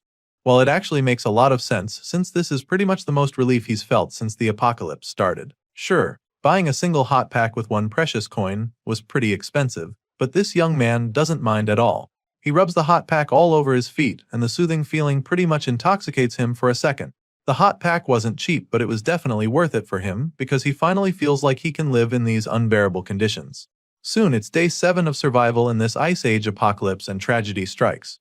Song goes to the sink to get some water and is absolutely horrified when not even a single drop comes out of the faucet. As you can imagine, this is a very terrible discovery for him, and he almost doesn't believe it at first. He quickly comes to terms with reality though, since he actually saw it coming. It was really just a matter of time, and now, in the end, the water has finally been cut off. Thankfully, he's not exactly stranded now because he made preparations for this very calamity. Song was smart enough to keep his water supply full just in case this happened. Bro filled several water cans, but there's only so much water he can store.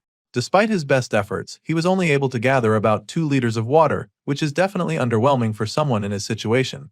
Well, our guy knows this too and already has an idea of what he's going to face. The water he stored is only going to be enough for 3 to 4 days at best. Anything more than that would mean that he'd probably have to turn himself into a camel overnight somehow. Just when he started to feel alive in this icy prison, this kind of shit happens. As you can imagine, he's pretty frustrated by the situation, but he can't do much to change it. So he just lies back down on the desk, wondering why this is happening to him. Song takes out his phone to check the servers, hoping to see some good news at least. On the server, a couple other survivors are still communicating with one another. One brave fellow confirms that there are some zombies on the first floor, but still wants to go check out the supermarket across the street regardless. The man takes a frying pan with him as he makes his way out to the street. For some reason, he thinks one metal pan is enough to fight off the zombies. Anyway, he completes his preparation and updates the others on the servers, informing them as soon as he sets out.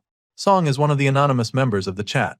So, he asks him if he's really going, so the guy confirms this once again, promising to post again if he survives this dangerous mission. Seeing this, the others just wish him good luck, knowing just how risky it is. Seong remains on the desk after reading all the messages on the chat. Bro looks like he's about to give up any second now, and you can't really blame him. He's probably feeling discouraged after seeing that the number of posts is gradually decreasing. Since he joined the server, the number of messages have dropped quite a lot, so he fears that most of the survivors he met on there are probably now dead.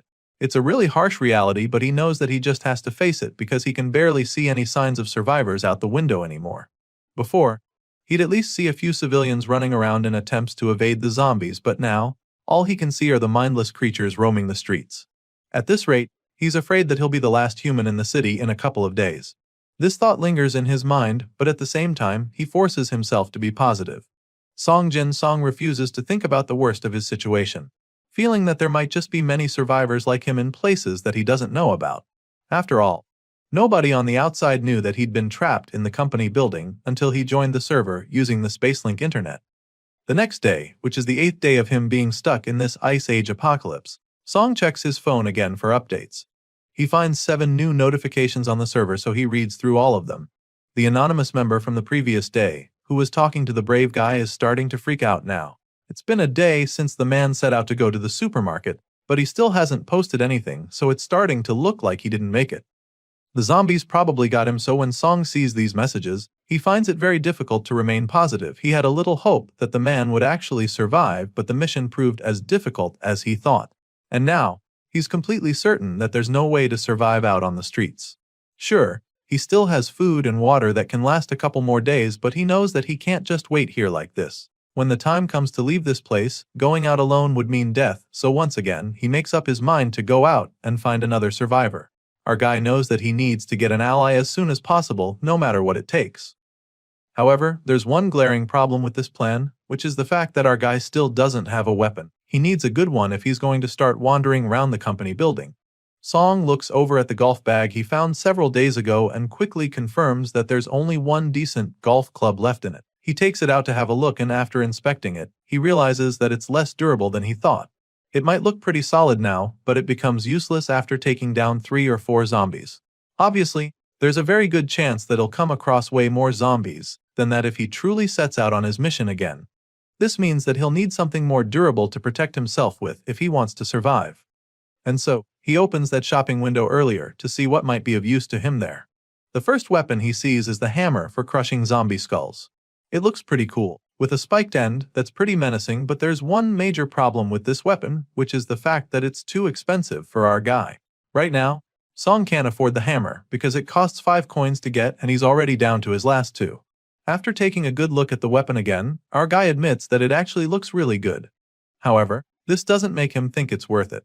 With 5 coins, Song knows that he can easily buy winter clothes and still have enough to get another hot pack. At the moment, these other things are looking a lot more valuable to him, so he's really not interested in buying the weapon in a hurry. After all, he still has a golf club that could hold up for a while. With this in mind, he sets out on his stealthy mission. First plan on the agenda is to check out the other floors and see what he can scavenge. So, with his flashlight in one hand and the golf stick in the other, Song quietly moves down to the other floors, and it doesn't take too long for him to discover something really disturbing. He enters one of the dark offices and is instantly taken aback when he finds fresh blood stains on the desk. He goes over to investigate, feeling very confused because there's no one around. He's been seeing these blood stains for a while now, but this one especially caught his attention. Our guy goes closer, hoping to find answers because even the smell is really disturbing. It smells just like the zombies, but it doesn't make any sense because he can't find any bodies around. By the time he scans the office with his flashlight, he realizes that the place is truly a mess with bloodstains everywhere. This sends chills down his spine as he wonders what on earth happened there. He tries to open the adjoining door leading to another room but immediately realizes that it's locked. This leaves him even more perplexed because now, he begins to wonder if someone is hiding inside the room. He leans closer to check if he'll hear any noise coming from inside, but that's not the case. He can't hear anything and so, after a brief pause, he decides to break in. Before bursting in though, he makes it very clear that he's going in. Song breaks down the door and of course, he's met by a new shocking discovery. The entire room is filled with bloody corpses piled on top of each other. He's taken aback by the sight, but bravely goes in to investigate some more. Looking at the heap of dead zombies, he can tell that there has to be at least 10 of them lying here. It's chilling to be in here with so many dead zombies, but he forces himself to focus. He came here in search of useful items, so he quickly goes to one of the drawers to rummage. Even while he's at it, he can't help but wonder what the hell happened in there. He's bewildered that someone was able to kill these many zombies, and he can only wonder who in the world could have done it. The fact that a monster like this person has been in the company is truly mind-blowing for him, and all he can think about is how good it would be to have them on his side.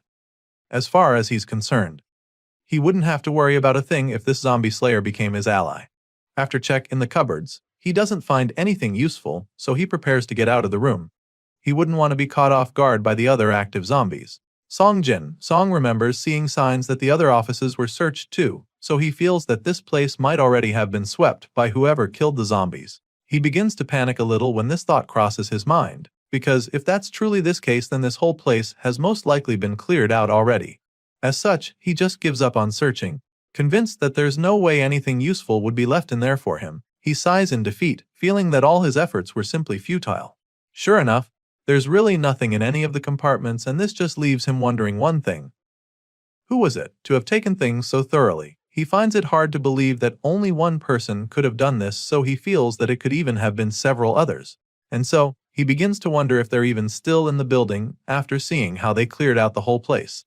While still looking around, Soyoung suddenly stumbles upon something that really catches his attention. He notices a piece of paper sticking out from under one of the coffee machines on the table, so he immediately takes it out to see what's in there. That's when he realizes that it's a note from another survivor. In the letter, the person claims that they're glad to know a fellow human made it to the 4th floor. They also apologize for taking everything on the floor that could be used as food. They then advise Song not to waste his time or energy checking the break room, since they've already searched all the drawers. They also tell him not to bother opening the managing director's office since they've piled up the zombie corpses there. Clearly, this note was written by the person who cleared the floor and slaughtered all those zombies, but that's not the only information that was left in the letter. Song continues to read the paper and gets to the part where the person reveals that they left a shirt in the cabinet for whoever finds it. They also recommended that he avoid going to the 5th floor if he can. Apparently, this person intends to leave the city and head toward the west coast because it seems to be a good place to guard against zombies. After all, there are a couple islands over there. The writer left at exactly 10 am on the 8th day since the zombie attack, which Song is pretty horrified to see because it was the day before. He curses in frustration, feeling that he could have met the person if he had just moved one day earlier. At the end of the letter, the writer finally reveals their identity. He's assistant manager upon Hyuk, Jay from the accounting team, and he ends the note by wishing Song good luck, hoping to see the reader of his letter again one day. Song is pretty familiar with Hyuk, Jay because they were colleagues from the same year. From what the MC remembers, the guy always used to brag about being in the special forces, so now, after seeing how he wiped out a wave of zombies, our boy finally agrees it was a well-deserved bragging right. Song gathers the papers and suddenly realizes that there's something on the back as well. It's a short note revealing that Hyuk Jay left a gift in the drawer for any office worker who might come by. As you can imagine, our guy is pretty excited when he sees this, so he instantly rushes to the drawer in question where he finds a briefcase. He opens it up with so much excitement, but all he finds is a bunch of coffee mix. Apparently, Hyuk Jay thought this would be funny, but the MC isn't exactly feeling the joke right now. Soon, it's day 10 of the apocalypse and our guy is back to surviving on the remaining chocolate bars he has. Out of boredom, he finds himself reading Hyuk Jay's note over and over. He's particularly curious about the part where the guy told him to avoid going to the 5th floor. It makes him curious and suspicious at the same time. He keeps wondering why he shouldn't go up there when he knows that the fifth floor is the president's office. Logically thinking, it doesn't even seem likely that there would be many zombies there since it's so high up. As curious as he is right now, he still knows that Yoon Hyuk Jae isn't the kind of person to give a warning without reason. He finally finishes his chocolate bar just as the thought crosses his mind. He's been really bothered by what was in the note, but even more importantly, he hasn't seen a single survivor outside since the previous day. It's pretty troubling as it's starting to look like there aren't any normal humans left out there.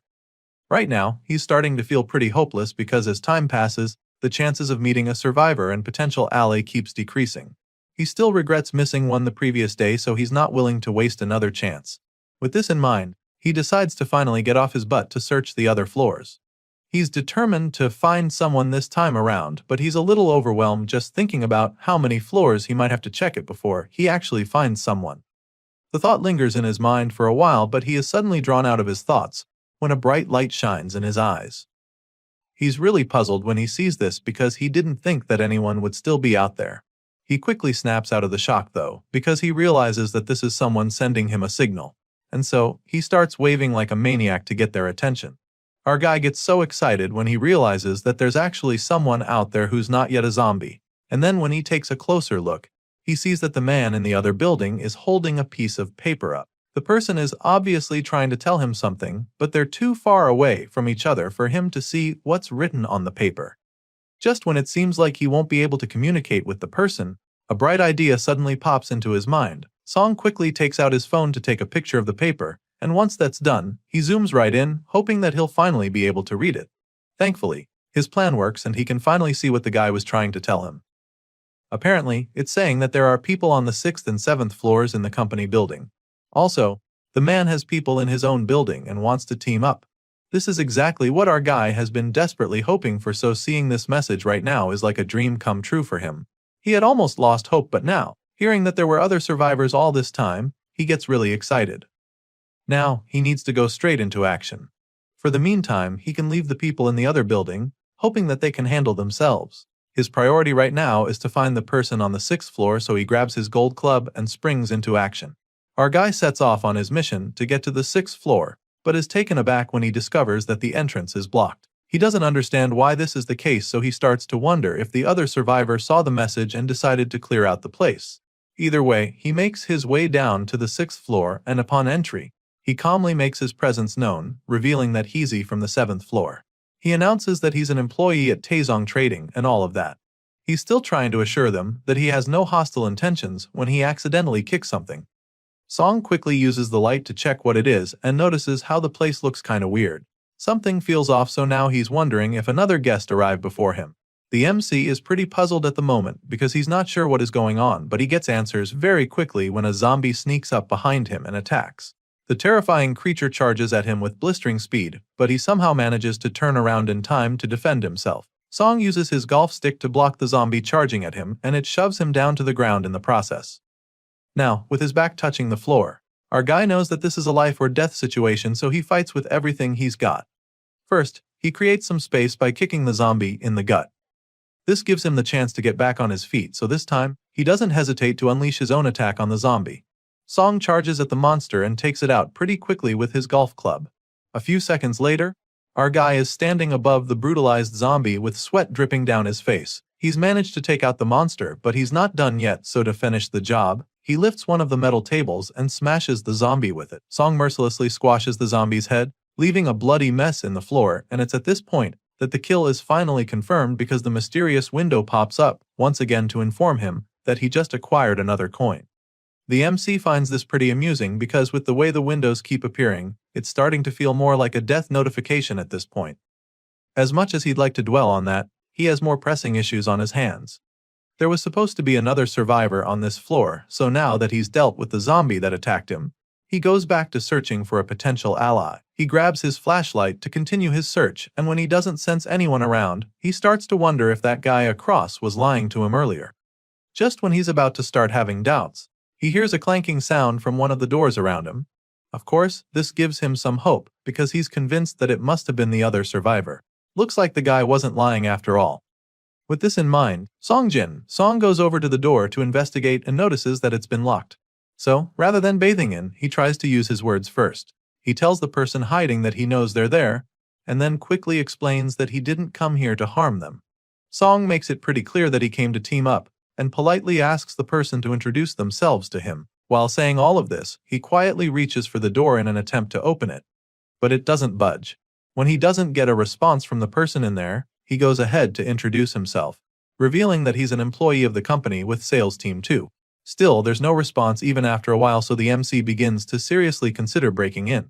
He tightens the grip on his golf club as he prepares to take a big swing at the door, but that's when the person inside finally responds. For some reason, they kinda recognize his voice and ask if he's really Song Jin. Song. Of course, this question leaves our guy taken aback, and while he's still trying to wrap his head around it, the lady inside suddenly opens the door. He's absolutely gobsmacked the moment he sees her because it just so happens to be Miss Siana. As you can imagine, our guy is stunned, but the lady looks really excited to see after all this time. Sure enough, she lets him in and the two catch up for a while. Song is really surprised to learn that she's been here all this time. Clearly, that has been the case, and they probably wouldn't have met if it wasn't for the guy that reached out to them last night.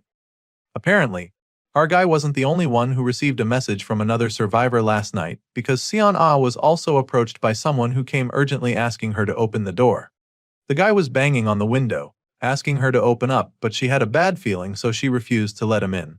Sadly, that didn't even matter because the guy realized that she was alone and just forced his way in. She saw him trying to break in, so she didn't bother waiting to find out what would happen. Sion Ah quickly ran to the break room and hid there. She didn't even stay there up to an hour before finding out that the guy had turned into a zombie. Upon hearing this story, Song realizes that the zombie he took out when he arrived on this floor must have been the same man. Sion Ah confirms this immediately, and this makes Song wonder if she has a weapon. He asks her and she claims that she does, showing him the wooden spear sitting in a corner. The MC takes a closer look at the weapon when she brings it out, and it's pretty familiar to him. It looks similar to what Choi Jae-sung had when they came across each other. Song asks if it's a mop, and she admits that it is, revealing that she sharpened it herself with a box cutter. Apparently, it's even more useful than she thought it would be, and Song just finds it pretty intriguing as she explains. He can see the blood stains all over the sharp end and figures that she must have dealt with some zombies before as well. Clearly, she knows how to handle herself in this apocalypse, else she wouldn't still be alive right now. However, Song still fears for her. He feels that she's a huge risk because women aren't exactly known for their physical strength, and in a world like this, he thinks that having a lady as his only ally might be a major disadvantage to him. While all of this is running through his mind, the clueless lady criticizes her weapon, wishing that it would be shorter and thinner. Song stares at her with his reservations circling all around in his mind. He knows just how dangerous this apocalypse is because now, they're not being hunted by zombies alone, but by other people as well. In these conditions, having a wrong partner can easily go wrong, so he's afraid that Son might just end up being a liability to him if he's not careful. After pondering on the situation for a while, he finally decides to continue by himself. He suggests that he'd soon be on his way, but of course, Sion Ah doesn't like the sound of that. Before he can take another step, she grabs his hand to stop him and then looks him dead in the eyes before asking if he's really going to leave her. At this point, Song knows that he won't be able to avoid the difficult conversation, so he just starts by telling her how sorry he is. As soon as he says this, the lady already knows what he's implying, so she starts to panic. She begs him not to leave her, afraid that she won't be able to make it on her own, but Song just pulls away from her grasp and apologizes once again. He's clearly made up his mind about her, so he starts walking away a second time. However, Sion isn't one to give up so easily, so just when he's about to leave, she reveals that she used to fence. She says this in an attempt to change his mind, but the MC doesn't seem convinced, so she assures him that it's true, determined to prove that she's not a liability. She shows him the bloody wooden spear, revealing that she was the one who cleared out all the zombies on the 6th floor. It's pretty clear that she's not bluffing because she's even ready to show him all the corpses she left behind if he wants, and of course, this leaves Song baffled. The angry lady tells him that he'll regret leaving her behind, and she's very confident about this. The MC suddenly begins to have second thoughts, especially when she informs him that she was a silver medalist in fencing at the National Sports Festival. Sure, it was a long time ago when she was a high school sophomore, but her skills are probably still pretty sharp. After hearing all of this, Song reconsiders his plan, and after thinking for a while, he agrees to team up with her. Not long after that, the two get ready to set out, and Son brings out a backpack with all the clothes and food she could find in the place. Hearing this, Song asks if she got power banks in there, but she didn't think about that because she thought they would be useless. After all, the last time she checked, the internet was down. At this point, our guy informs her that there's something called Spacelink, explaining that it's a means of satellite communication. Upon hearing this, Song realizes that they'll need all the power banks they can find. While finalizing their preparations, Song asks if she knows how many zombies she came across in total. So, she reveals that there were 8, but adding the one our guy took out makes it 9. Just then, Sion finds the power banks, but while she's being all excited about that, our guy is busy trying to wrap his head around the fact that she killed 8 zombies by herself. It's definitely very impressive, so all of a sudden, he's feeling very glad to have teamed up with her. Sion was only able to find 2 power banks in the end, so she puts them in her bag and gets ready to set out. She asks if it's time to leave, but Song notices something strange that catches his attention. There are some weird marks on the door, so he asks her about them. Upon seeing the marks, Sion remembers that the guy who broke in the previous day was trying to smash the door, so she feels that the scratches were from a desk or something. Sure, that's one theory, but our guy isn't convinced. The marks are way too small and precise to have come from a table, so he scans the room for answers and eventually finds the exact tool that created the marks. Upon seeing it, Song identifies the vernier caliper in Song's hand. Our guy is really excited to have found it because it's a solid chunk of metal that he could use as a weapon. He's pretty confident that it wouldn't break as easily as the golf clubs, but Sion just points out how short it is. He'll need to get real close to the zombies if he wants it to be effective, but that doesn't have to be the case because Song suddenly comes up with an idea. A few moments later, we see Sion holding the newly modified weapon with a sense of pride. She straps the caliper to the blunt edge of her stick to create a longer and more dangerous spear. She hands it over to Song, suggesting that it should be very useful, and he agrees, looking really impressed. As far as he is concerned, this is just great because he can stab with it like a spear and also use it to poke like the caliper. Sion reveals that she made it into some kind of pole axe, pointing out that this is one of the perks of bringing her along. Seeing what she tinkered in just a few minutes, Song genuinely thanks her. When the number of people increases, it's not just the number of people to fight with that grows, but other things like this are good too. Eventually, our guy combines the food in his bag with what Song already had, so he believes that they won't have to worry about food for a while. That's a good development, but he can't shake the feeling of confusion when he finds the frying pan with her. He asks her what she's doing with it, and that's when she reveals that she brought it to get a refund but forgot about it. Apparently, she didn't like the color, but at least now it can be of use because Song thinks they can use it to melt snow for water later on. Sion is glad to have teamed up with another survivor, but she still doesn't get how he knew she was there. It was like he already knew she was hiding there before she made it obvious. Seeing her confusion, the MC tells her about the man who tipped him off from the building across. Apparently, Song didn't have any idea about this. She didn't even notice the building he's talking about, so Song tells her how the man there signaled him with a light before asking to team up.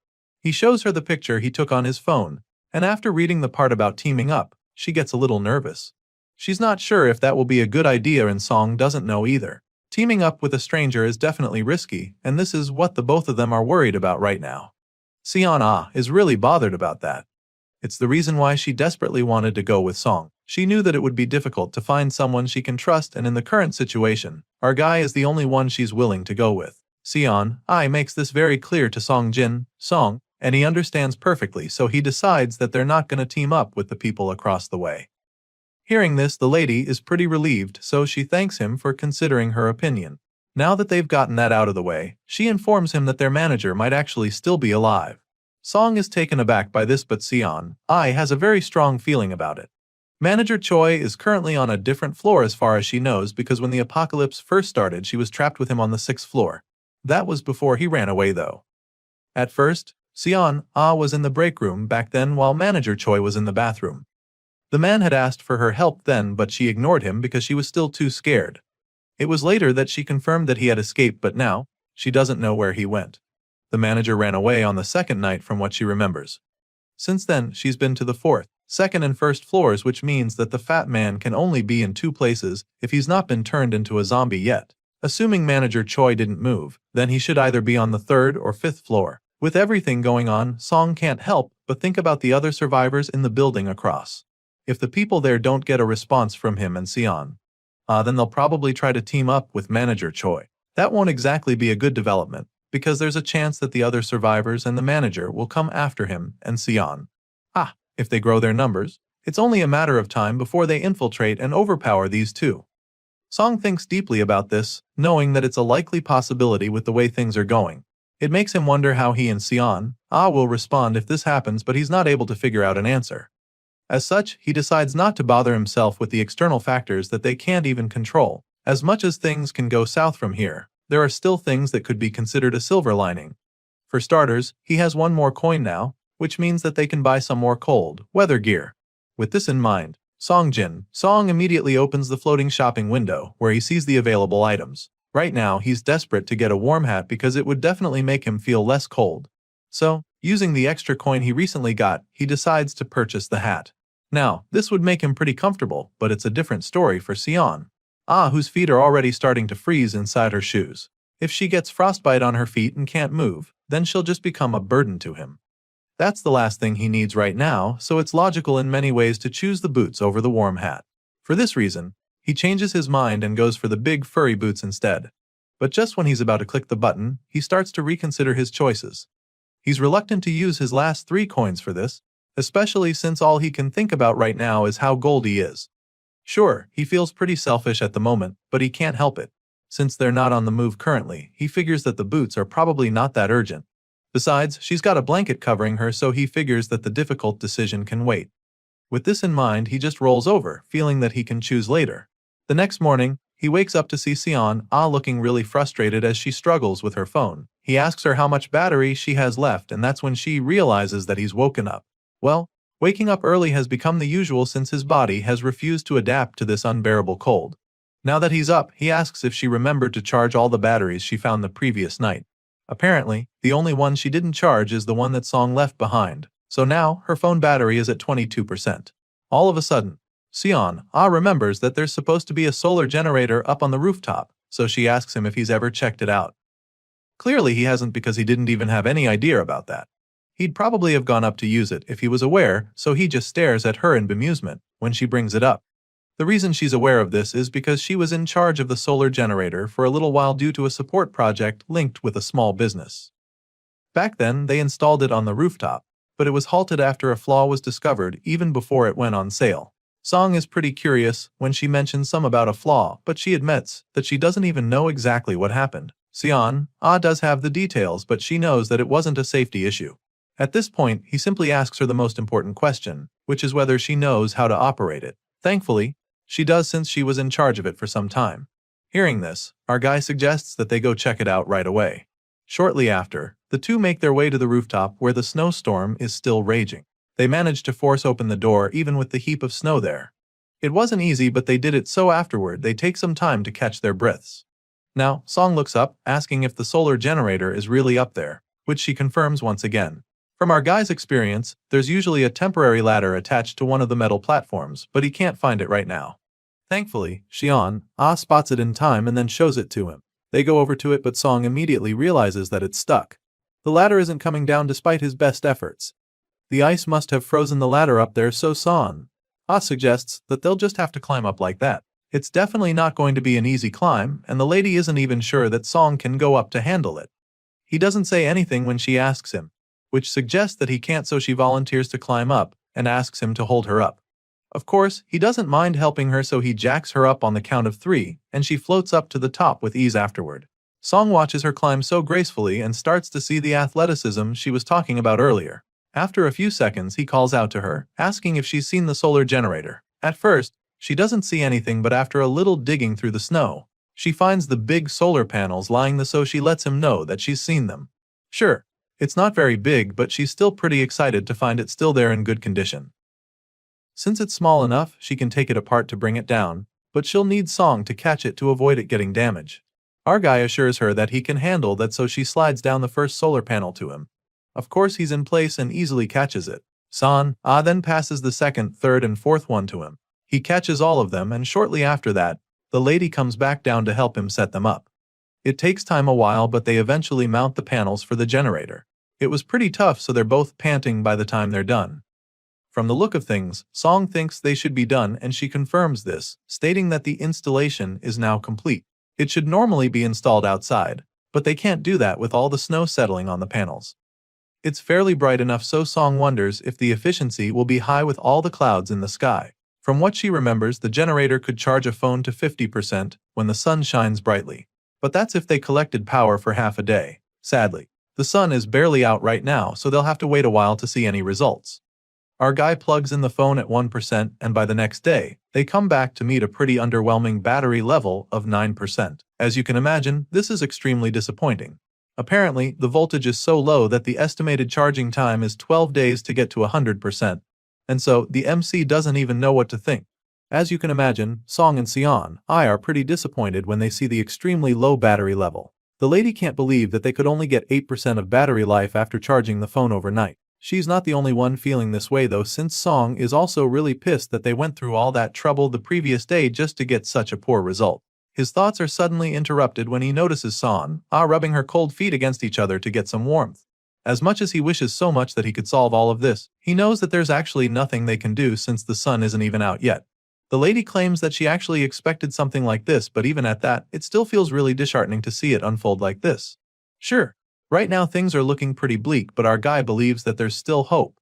After seeing what happened, he feels that they can be positive because he's actually learned something new from it. Of course, Sion is very curious when she hears him say this because she has no idea what he could be talking about. She expresses her curiosity, and that's when he reveals that he knows where they'll go after they leave the office. At first, the lady doesn't understand what he means by this, but then in a flash, it suddenly clicks for her. Apparently, her guess is absolutely right because for some reason Song plans for them to go to the company's warehouse next. He's convinced that by doing so, they'll be able to find a good number of tools needed for survival along with some more food to keep going. After he breaks down the plan to Sion, she assures him that she's very much in support of the idea. Great, they're on the same page, but there's one major problem holding them back, which is the fact that our guy doesn't even know how they're supposed to get to the warehouse from the office they're in. If the car GPS doesn't work, then they'll have to find their way with just a phone, and there's already a glaring obstacle with this method, since they don't have enough battery life for that kind of mission. Song is pretty stumped at this point because he's not sure if it would even be wiser to draw a map on paper instead. He ponders deeply on the matter, but Son quickly interrupts his brainstorming session by telling him that he shouldn't even be bothered about that. She walks over to him and of course he's taken aback by what she just said. Song turns around to look at her with a look of bemusement plastered on his face, and that's when she informs him that the company house is actually close to her house. That being said, she knows exactly where the place is because she used to see it often whenever she was out for a walk. Son explains all this to the MC and assures him that he doesn't have to worry about finding his way there. Of course, this is amazing news for our guy since he was already beating himself up about it. He's relieved when she tells him all this and starts confessing how glad he is to have met her. Obviously, that makes both of them because even the lady was starting to feel hopeless when she was still all alone, but now that she has a goal, she feels a lot stronger. Looking back now, Song realizes that it was a really good decision to team up with San. The lady has proven to be very useful in such a short time. She knows how to do a lot of things and takes on the hard work. Even now, he can tell that her feet must be freezing, but she's never once tried to take his boots, which he finds really impressive. With all of this in mind, he finally decides to get her those winter boats he's been contemplating on. All of a sudden, he calls out to her, and when she turns to him wistfully, he asks her what her shoe size is.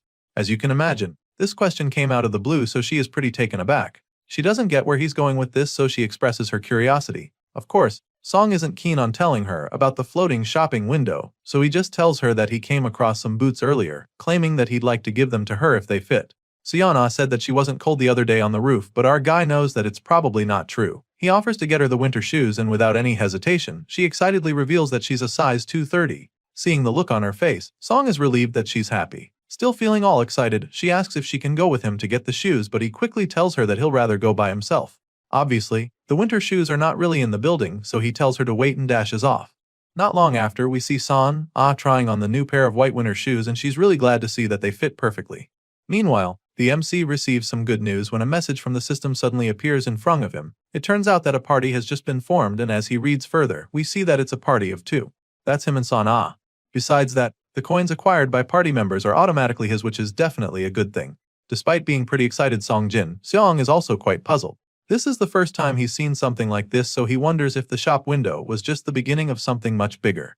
If that's the case, then gaining more party members would be a huge advantage. Song figures all of this out pretty quickly, but he's still not sure why it's happening now all of a sudden. It makes him wonder if it's because he gave her an item for the shop as a gift. Song ponders deeply on all this while the clueless lady keeps thanking him for his kindness. Anyway, from the look of things it seems like he might just be able to increase the number of members of this party. Right now, he's lost in thought, wondering if other features get added too since the shopping window probably wasn't the only mysterious thing around. He's so engrossed in this matter that he doesn't even realize that San Ah has been trying to get his attention. She's been calling out to him for a couple minutes, but he doesn't hear her, so she finally gets fed up and goes closer to him. Obviously, she can't see the floating window, so when Song finally answers her, she asks him if he's actually okay. She informs him that he zoned out all of a sudden, which got her concerned. Hearing this, our guy quickly claims that he is just a little dizzy, suggesting that it's because he hasn't been eating well lately. This makes sense, so Seon Ah figures that they should probably eat something before it turns into a problem. Song realizes that Seon Ah hasn't noticed anything yet, which makes him pretty curious. It's starting to look like he's still the only one who can see the floating windows, even though he's formed a party with her.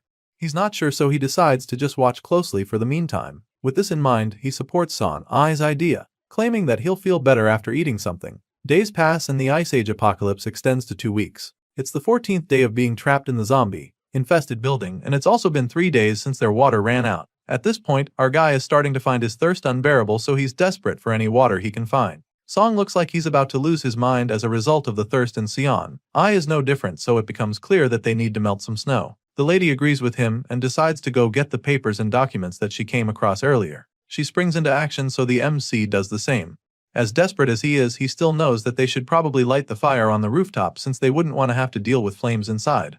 That being said, he picks up a table and heads up to the roof to make a spot for the fire. Soon enough, they are outside and Song is going through the papers and documents that Seon Ah brought with her. While he's at it, he keeps thinking of the risks involved with what they're about to do. If they light a fire outside, then the smoke will likely attract the plunderers who have been in hiding. Song is aware that there are people who mainly roam in groups, committing all forms of crimes from robbery to sexual assault to even murder. The MC didn't want to do anything that could catch the attention of the people in the building next door, but he's way too thirsty and cold right now, so he can't take it anymore. That being said, he creates a decent spot and finally starts the fire by lighting up the papers. As you can imagine, the heat from the flames is absolutely amazing to the both of them. It's so surreal, and Song is still really excited that they managed to achieve this. As for Seon Ah, the warmth from the fire makes her feel alive again for the first time in days. Soon enough, the snow that they gathered begins to melt, and so she happily informs Song that they now have water. It doesn't take long for the pan of ice to be filled with water, so the two of them get their little cups and start drinking. As soon as Song takes his first sip, his eyes widen in amazement because he realizes how long it's been since he has warm water. Seon Ah is so delighted as well because she had forgotten that this kind of warmth even existed in the world. After a while, she tells Song how glad she is that they didn't give up, and our boy just says the same thing. Things are really starting to look up from here, so our guy suggests that they keep working together this way, hopeful that they can make it to the end of this apocalypse. The story continues on the morning of the 15th day since they got stuck in the company building. Seon Ah is the first to get up, so she tries to wake him up too. For some reason, she's panicking, so Song is pretty startled when he wakes up. She tells him that he needs to get up, so he asks her wrong, and that's when she points to something in the distance.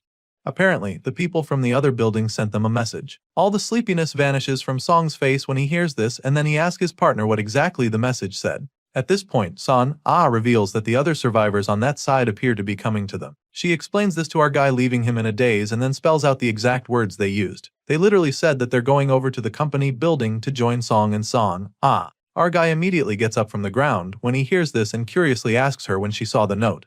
Apparently, she saw the message a few seconds ago and came to wake him up right after.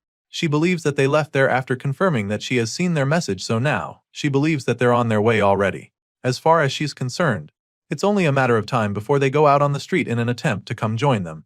As you can imagine, our guy doesn't like the sound of this at all. The survivors from the other side must have seen the fire last night and now think that Song has a lot of resources in the company building.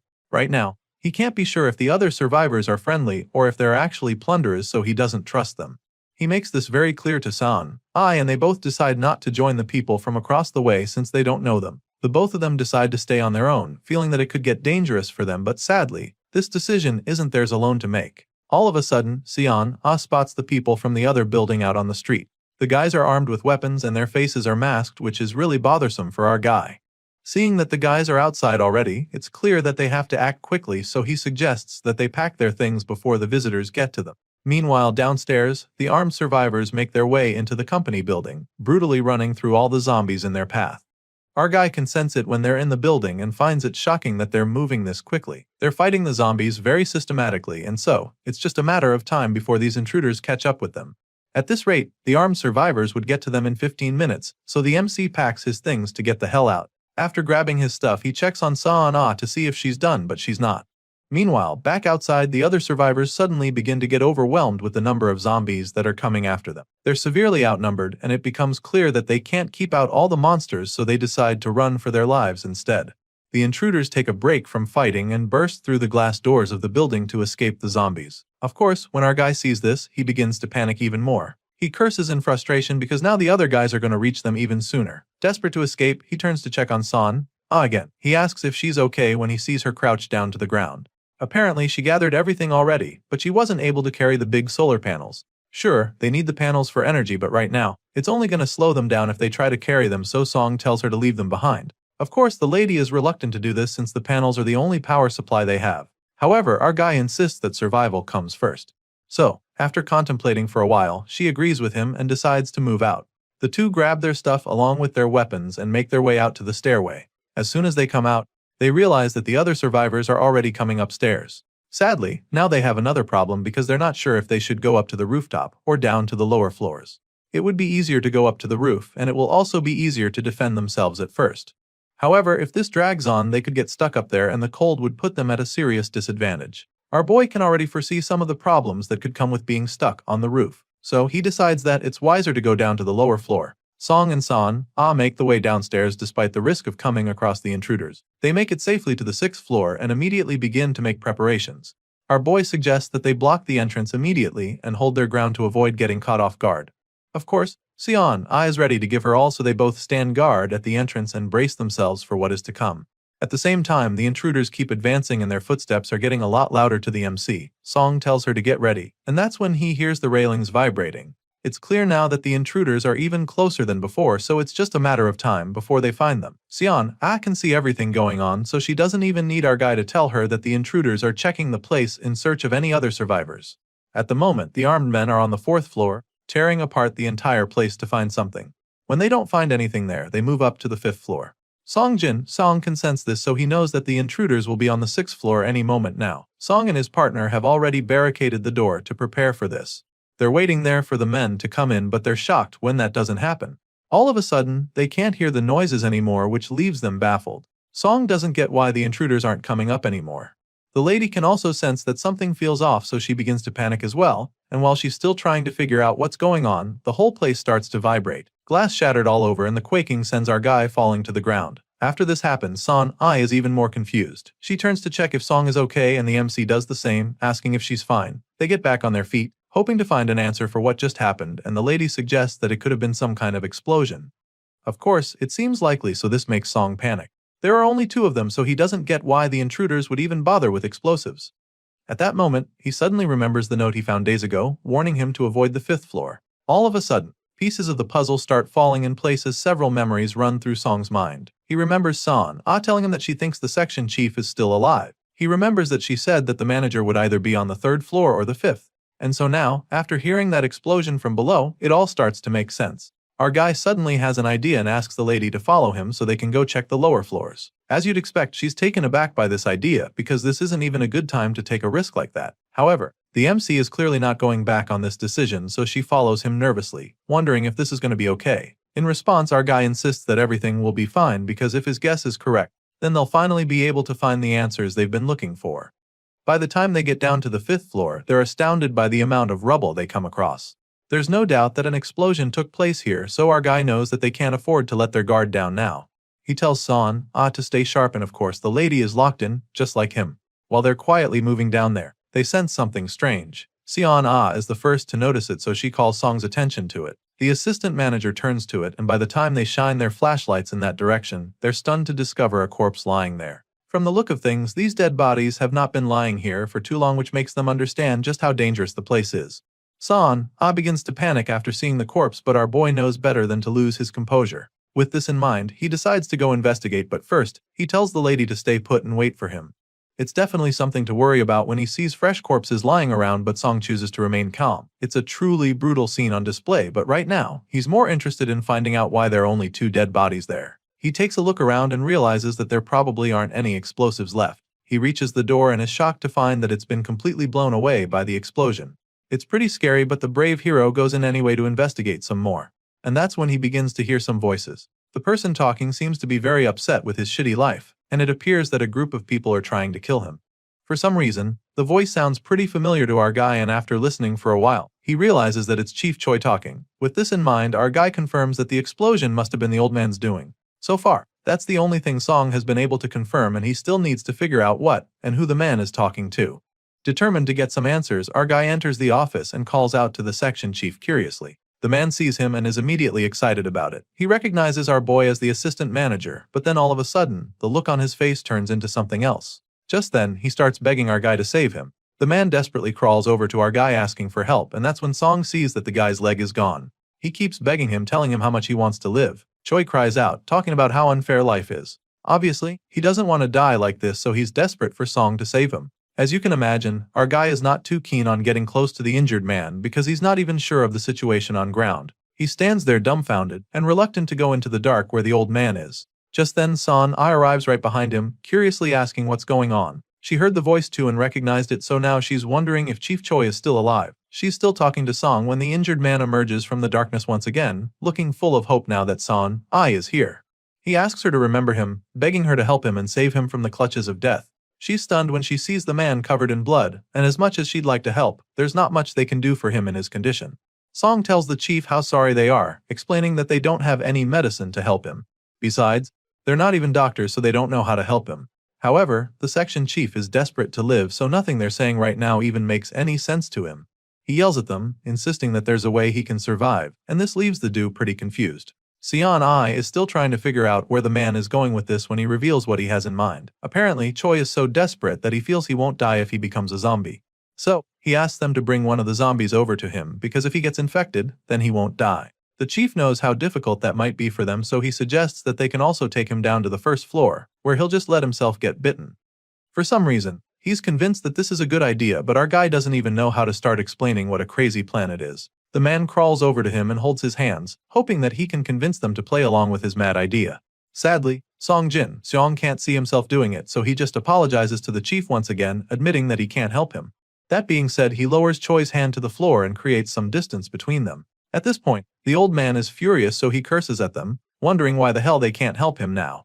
Choi reminds them how he held off the raiders for them and expresses his disappointment that they can't repay the favor. He feels that they're screwing around with him and accuses them of not wanting to save him because they want to shack up together.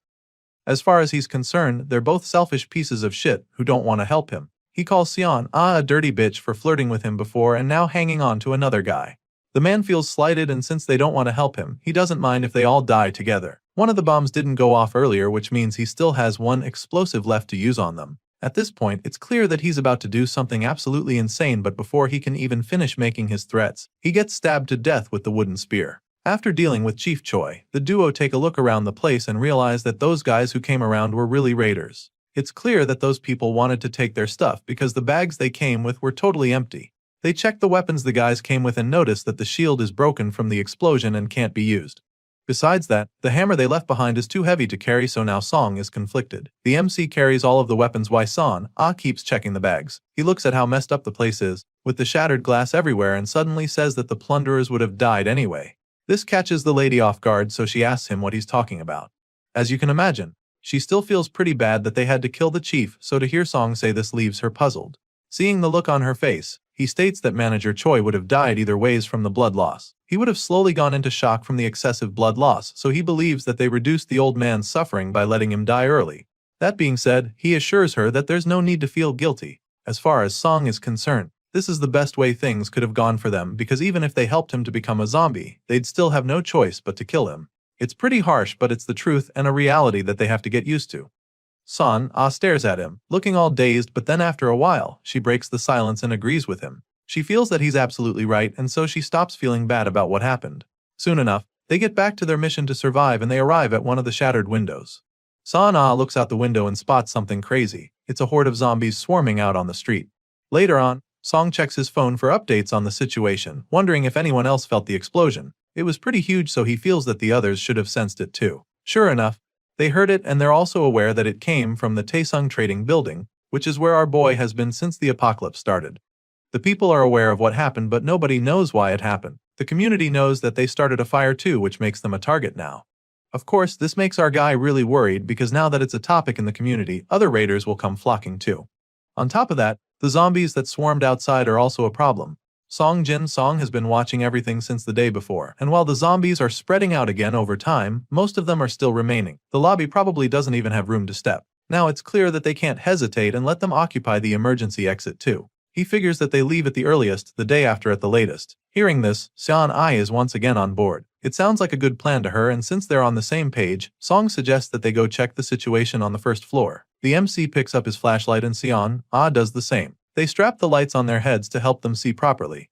After walking for a while, the lady stops all of a sudden because she hears a strange sound all of a sudden. By this time, they both hear a loud bang and Song figures that it must be coming from upstairs. They stare at each other at this point, unsure of what is to come, but they have to check it out, so our brave hero takes the lead. He takes a peek and sees a zombie walking around in the room. This makes Seon-ah begin to panic all of a sudden, so Song quickly shuts the door. She begins to freak out, fearing that Choi could be in there, but our guy knows that it's the guilt talking right now. So, he assures her that it's not possible for Choi to be there. His head was pierced through, so even if he got infected later, he would still die. Still, she can't get herself to calm down. She's afraid that one of the raiders got bitten on a lower floor, but Song assures her that it's not the case. If that was true, they probably would have turned into a zombie by the time they arrived. That being said, Song suggests that it's probably a survivor from the 3rd floor that went up to the 5th floor. It's either that, or something came in through the broken window on the 5th floor. Of course, the latter would be way too bad for them to deal with, so the two of them decide to assume that it's the former. Now that they have this idea, the MC suggests that they go back down to the 1st floor. The hero never imagined that the situation would get this bad. It's right to say the 1st floor has been completely overrun, so this makes him remember the security room where he spent some time. He wonders what the assistant manager Choi Jae-sung is doing. If he was in the security room, he would have heard and felt the explosion closer than anyone. With this in mind, he realizes that going out that way would actually be suicide. At this point, Seon-ah suggests going out through the underground parking garage. Thankfully, our guy was thinking the same thing, so they head down that way. There were no zombies when they checked before, but that might have changed, so he reminds her to be alert. Sure enough, there are several zombies down there now, but there aren't too many. There are about 10, which is a lot fewer than what's in the lobby. The place is filled with cars because everyone left their cars when the snowstorm started. The duo can use this to their advantage because there are plenty of cars they can use as cover. Besides that, the zombies might not even smell them either if they move quickly since it's underground. Just then, our guy notices a reflection in a mirror and asks Seon-ah if she can make out what's in it. His eyesight isn't that good, so he can't see it properly. Seon-ah can't see that much better than him, but she can see that the frequency of zombies on the other passage is similar to what they have on this side. This feedback is enough for our guy to make a decision, and so he suggests that they go up to the 7th floor for now. Later on, the two get some rest, and while they're waiting there, Seon-ah talks about how much better it would be if they could just travel by car. Sadly, this might not work because the batteries in most of the cars would have died since they've been sitting in the cold for over 2 weeks. The car option isn't going to work, so she wishes that they could use bicycles. Sadly, there are none, so they'll just have to walk. Once that's out of the way, the two get back to planning their escape with a map. After they're done making plans, they try to get some rest, but the cold is absolutely freezing with a temperature of -35 degrees. Neither of them are able to sleep in these conditions, so after shivering violently for a while, Seon-ah finally decides to break the silence. She asks Song if he's still awake, and he answers, even though it's obvious. Well, he's been tossing and turning all night, so she could tell that he hasn't been able to sleep. Besides the cold, she can sense that he's worried about something and feels that it's probably because he's been thinking about the person on the 1st floor.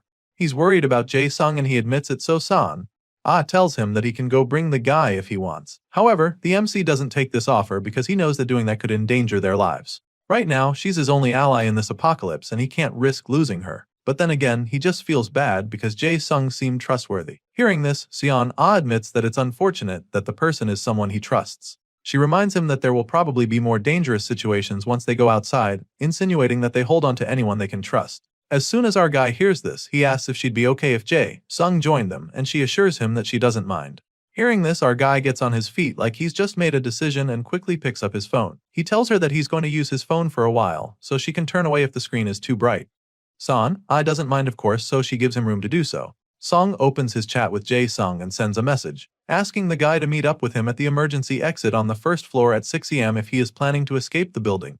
The next day, which is 17 days since the apocalypse started, our boy and his partner get ready for the big move. It's 5:40 am and Song is anxiously waiting to hear from Jae-sung. There's still no response from his fellow assistant manager. He's disappointed when he sees this, but Son reminds him that they might be waiting for him at the emergency exit, urging him to go with him and stay positive.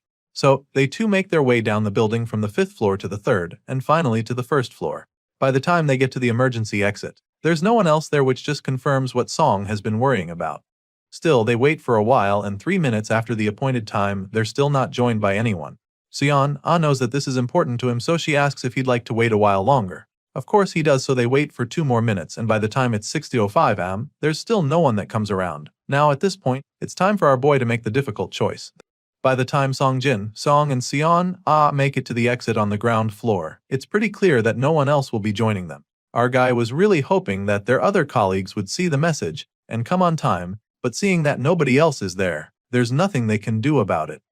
They just have to keep moving before the zombies get to them. Before setting off, they look out the glass door and notice a lone zombie wandering outside. This zombie wasn't there before, which means that it's just a matter of time before more appear. That being said, our guy suggests that they'll have to take it out immediately, but for that they'll need to go with Plan A. Back at the underground parking lot, we see the two stealthily trying to make their way past the zombies. Looking around, they can confirm that it's just like the community said. The zombies keep circling the same spots, and the ones who aren't moving this way are just standing still. While they're trying to be as quiet as possible behind a car, they suddenly come across one zombie standing right next to the vehicle. It only takes a single look at one another for them to know that they have to take it out. So, Song slowly stands up to make the move, but as soon as he takes a step toward the zombie, the noise comes out a lot louder than he hoped, and the undead monster instantly detects it. These zombies are already notorious for having insanely enhanced hearing abilities, so the sound gives his location away and the creature charges at him. This zombie in particular is pretty quick, but our guy sees the attack coming, and of course, he braces himself for it. Song grips his weapon tightly with a confident smirk on his face as the zombie comes towards him. But just when it looks like he's about to take on the monster, Son comes out of nowhere to strike the undead monster. She whacks the zombie in the head and mercilessly beats it to death. We're certain she killed it because a notification pops up, stating that Song's party member has just mined a coin. Our guy is also informed that this coin is now bound to the party leader, who just happens to be him. In other words, Song just gained another coin thanks to Son's wonderful fighting skills. As you'd expect, the MC is more than happy to see that the lady is more than capable of taking out a zombie, so he quietly commends her with a thumbs-up gesture. At the same time, Seon is pretty proud of herself, especially after seeing how impressed Song is. She smiles at him with bright red cheeks, and they both continue their journey shortly after. They keep moving through the parking lot as quietly as they can, and it doesn't take too long before they finally make it outside. Once they're out there, they're instantly reminded of the endless snowstorm that's been going on for weeks now. The air is absolutely freezing, and even though they expected it to be very cold, they definitely didn't imagine it would be this bad. It's so unbearable that Song fears that they'll freeze to death if they even consider sleeping out there. Obviously, they can't stay out for much longer, so our guy suggests that they keep moving. Son agrees with him, but insists that they head down to Cheongjakyeon before anywhere else. Our boy finds this to be a brilliant idea since it's safer for them. After all, zombies can't go up or down stairs. These two keep moving through the snowy, zombie-infested streets, determined to survive despite the incredibly harsh conditions. After a while, the hazardous elements start to get to them, and Seon is the first to complain. As far as she's concerned, they're moving way slower than she expected, and she'd definitely like to pick up the pace. However, our guy reminds her that they don't have much of a choice. After all, moving slowly is way better than getting spotted by the zombies and having to fight them. Of course, she knows that he's right, so she sucks it up and forces herself to keep moving through the blizzard.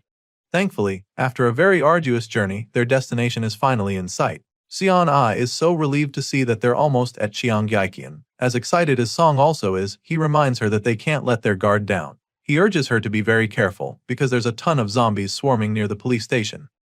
After a while, their destination is only 30 meters ahead, and shortly after that, they only have to keep walking for about 20 meters.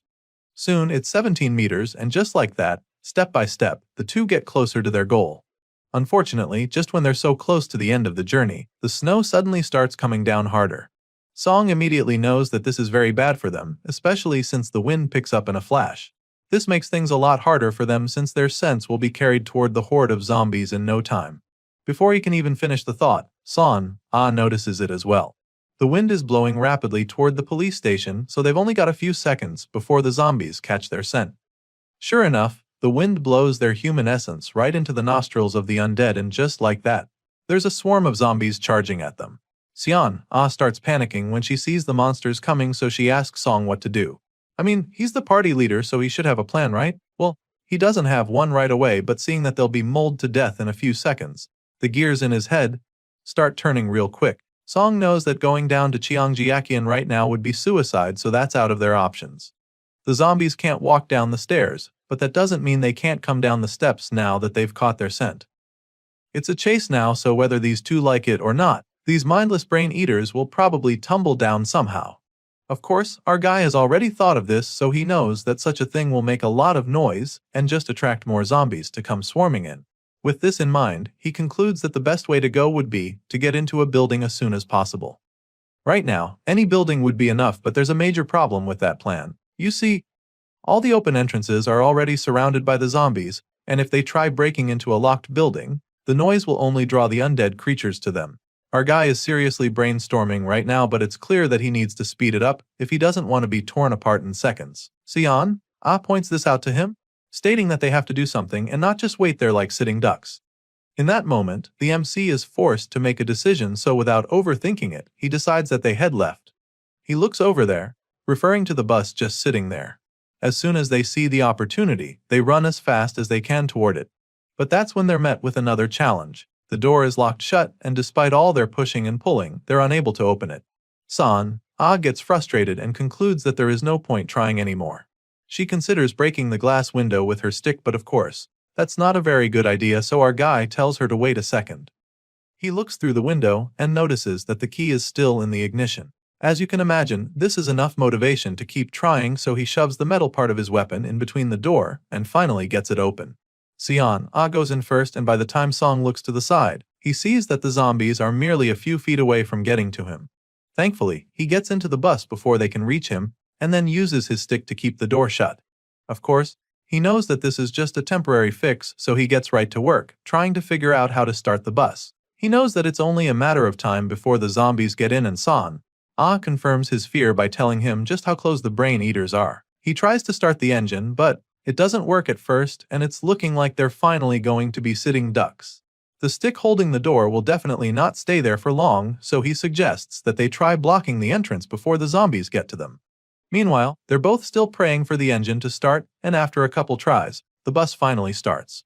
Sadly, this joy is short-lived because the engine just goes off once again, leaving our guy extremely frustrated. Song tries again, but by this time, it's already too late because the zombies are right outside the door. Xian stands there to stay on guard, and for good reason, because the glass door alone is definitely not enough to keep the vicious zombies outside.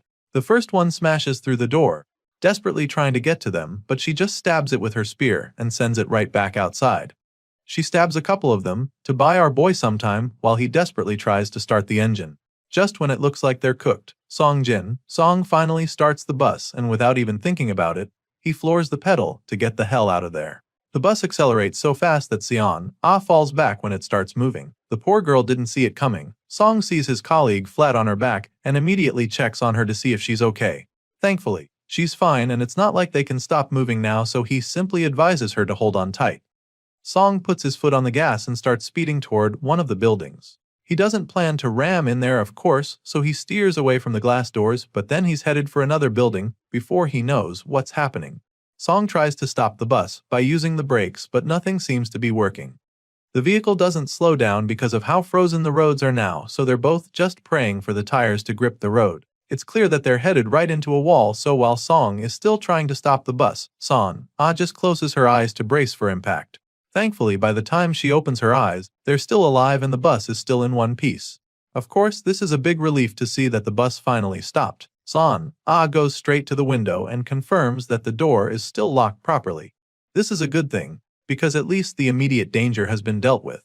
Well, they're safe inside for now, but judging by the number of zombies pounding on the windows, they know that they have to come up with a plan fast. Xian can tell that these monsters aren't stopping anytime soon, so she suggests that they need something to draw the zombies' attention. Right now, our boy can't think of anything to help with that, so he figures that the only way that can work is if someone happens to pass by. They need to hope that happens very quickly because the zombies are crowding in more and more. Just thinking about this gets our guy frustrated because of how helpless he is. Song is also very worried because if this keeps up, then it's just a matter of time before the bus tips over. The number of zombies keeps increasing and they keep banging on the bus, which scares the two partners. At this point, the MC begins to wonder if this is really the end. It's looking like this is where his story ends, and just thinking about it makes his blood boil. After everything it took him to get here, he refuses to accept that this is how it's all going down. Song is convinced that there has to be something he can do. There just has to be a way out of this, so he forces himself to think hard. While he's busy brainstorming, Sion calls his attention to something else. All of a sudden, some metal poles and other stuff fall down on the other side of the road, and the noise is so loud that it attracts the zombies. Almost all the mindless brain eaters run toward the noise, and this buys the MC and his partner some time. San sighs in relief, knowing that it was definitely a close call, but as much as they're probably thanking their stars, our boy is still really curious as to what caused the noise. He looks out the window trying to figure out what happened, and he notices that there are still a few zombies lurking around. Hearing this, Sion assures him that the others will go away too soon enough, and that's when he asks her if she saw where those metal objects came from. Apparently, she saw it happen, so she tells him that it was from the second or third floor. As you can imagine, the MC is very curious as to what it could have been, and his partner admits that she's not even sure. From all indications, she's convinced that it might have been another survivor who still has a bit of humanity left in them. She's still saying this when her thoughts are suddenly confirmed. The moment San looks up, she sees the same person she saw earlier. It's the person who helped them distract the zombies, so she's really excited to see the person waving at them. Song sees his partner waving back against this person, so his curiosity is piqued. He gets up, squinting his eyes to see who the person is. From the long hair, he figures that it's probably a woman, and that's when San notices that the person is holding binoculars too. Apparently, our boy didn't notice this before, so he's pretty taken aback. Anyway, San proceeds to show her gratitude by typing a thank you message in her phone and showing it to the other survivor. Sure enough, the lady with the binoculars is able to read the message clearly, and after that little exchange, Sion notices that the lady just gave them a thumbs up. As for our boy, he's just glad to see that there's still some humanity left in people after all. His partner is also relieved to see this because it would be too sad if all the living humans were just raiders.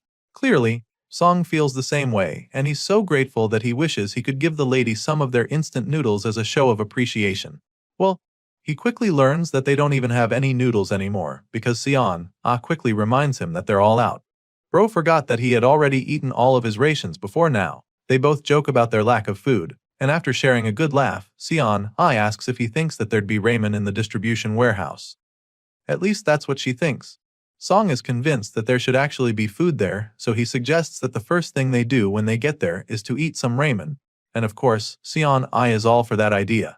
The two office workers are forced to wait in the bus throughout the day, and soon, the sun goes down, so they just sit at the back of the bus, shivering in the cold. Song notices that San is feeling unwell, so he checks up on her, but she's surprised that he's even still awake. Sure, he's awake and he also looks sick, but he's more concerned about her, because she's completely pale right now. He looks outside the window and sees the wind still blowing strong, and this is obviously not good for them. He thought that they would be fine inside the bus, but now he can see that these thin windows can't keep out the freezing cold. Later on, San wakes up again and he realizes that the cold woke her up. He's definitely worried about her, but she keeps assuring him that she'll be fine. Song takes her hand and realizes that her body is absolutely freezing. Her lips are blue and she's been shivering nonstop since earlier. It's not like he's doing any better though, but he's just worried about her. Song can see the confusion on her face, so he tries to explain to her why they need to warm up. If they don't do that, then they won't be able to move properly. Sure, she gets what he's trying to say, but besides starting a fire, she can't think of any other way for them to warm themselves. After hearing this, our guy goes quiet for a while as the gears in his head start turning again. He brainstorms for a few seconds and then finally decides that they have to light a fire. As you can imagine, this idea sounds strange to her because they're literally inside a vehicle. She can't believe that he's even serious for suggesting that they start a fire inside the bus because they'll literally suffocate for sure. Well, Song already knows that this is a possibility, so he explains that this is why they need a vent for the smoke. Song knows that it will be too loud if they break a window. And of course, that will just attract the zombies to them again. Just then, they both look up at the ceiling and have the same idea. They see the hatch up there, so Sion immediately shoves her stick to see if she can create an opening. Thankfully, it works, so Song suggests making a few more holes. Shortly after that, we see that the two actually made a fire inside the bus, and their little gimmick with the holes in the ceiling works as some kind of chimney. While warming themselves by the flames, San suddenly shows him something on her phone. Apparently, it's a post that went up earlier that morning, and she has a feeling that it might just be about them. The post talks about two survivors, a man and a woman who escaped Seoul by bus. He also sees a message that's allegedly from the people who helped them distract the zombies earlier.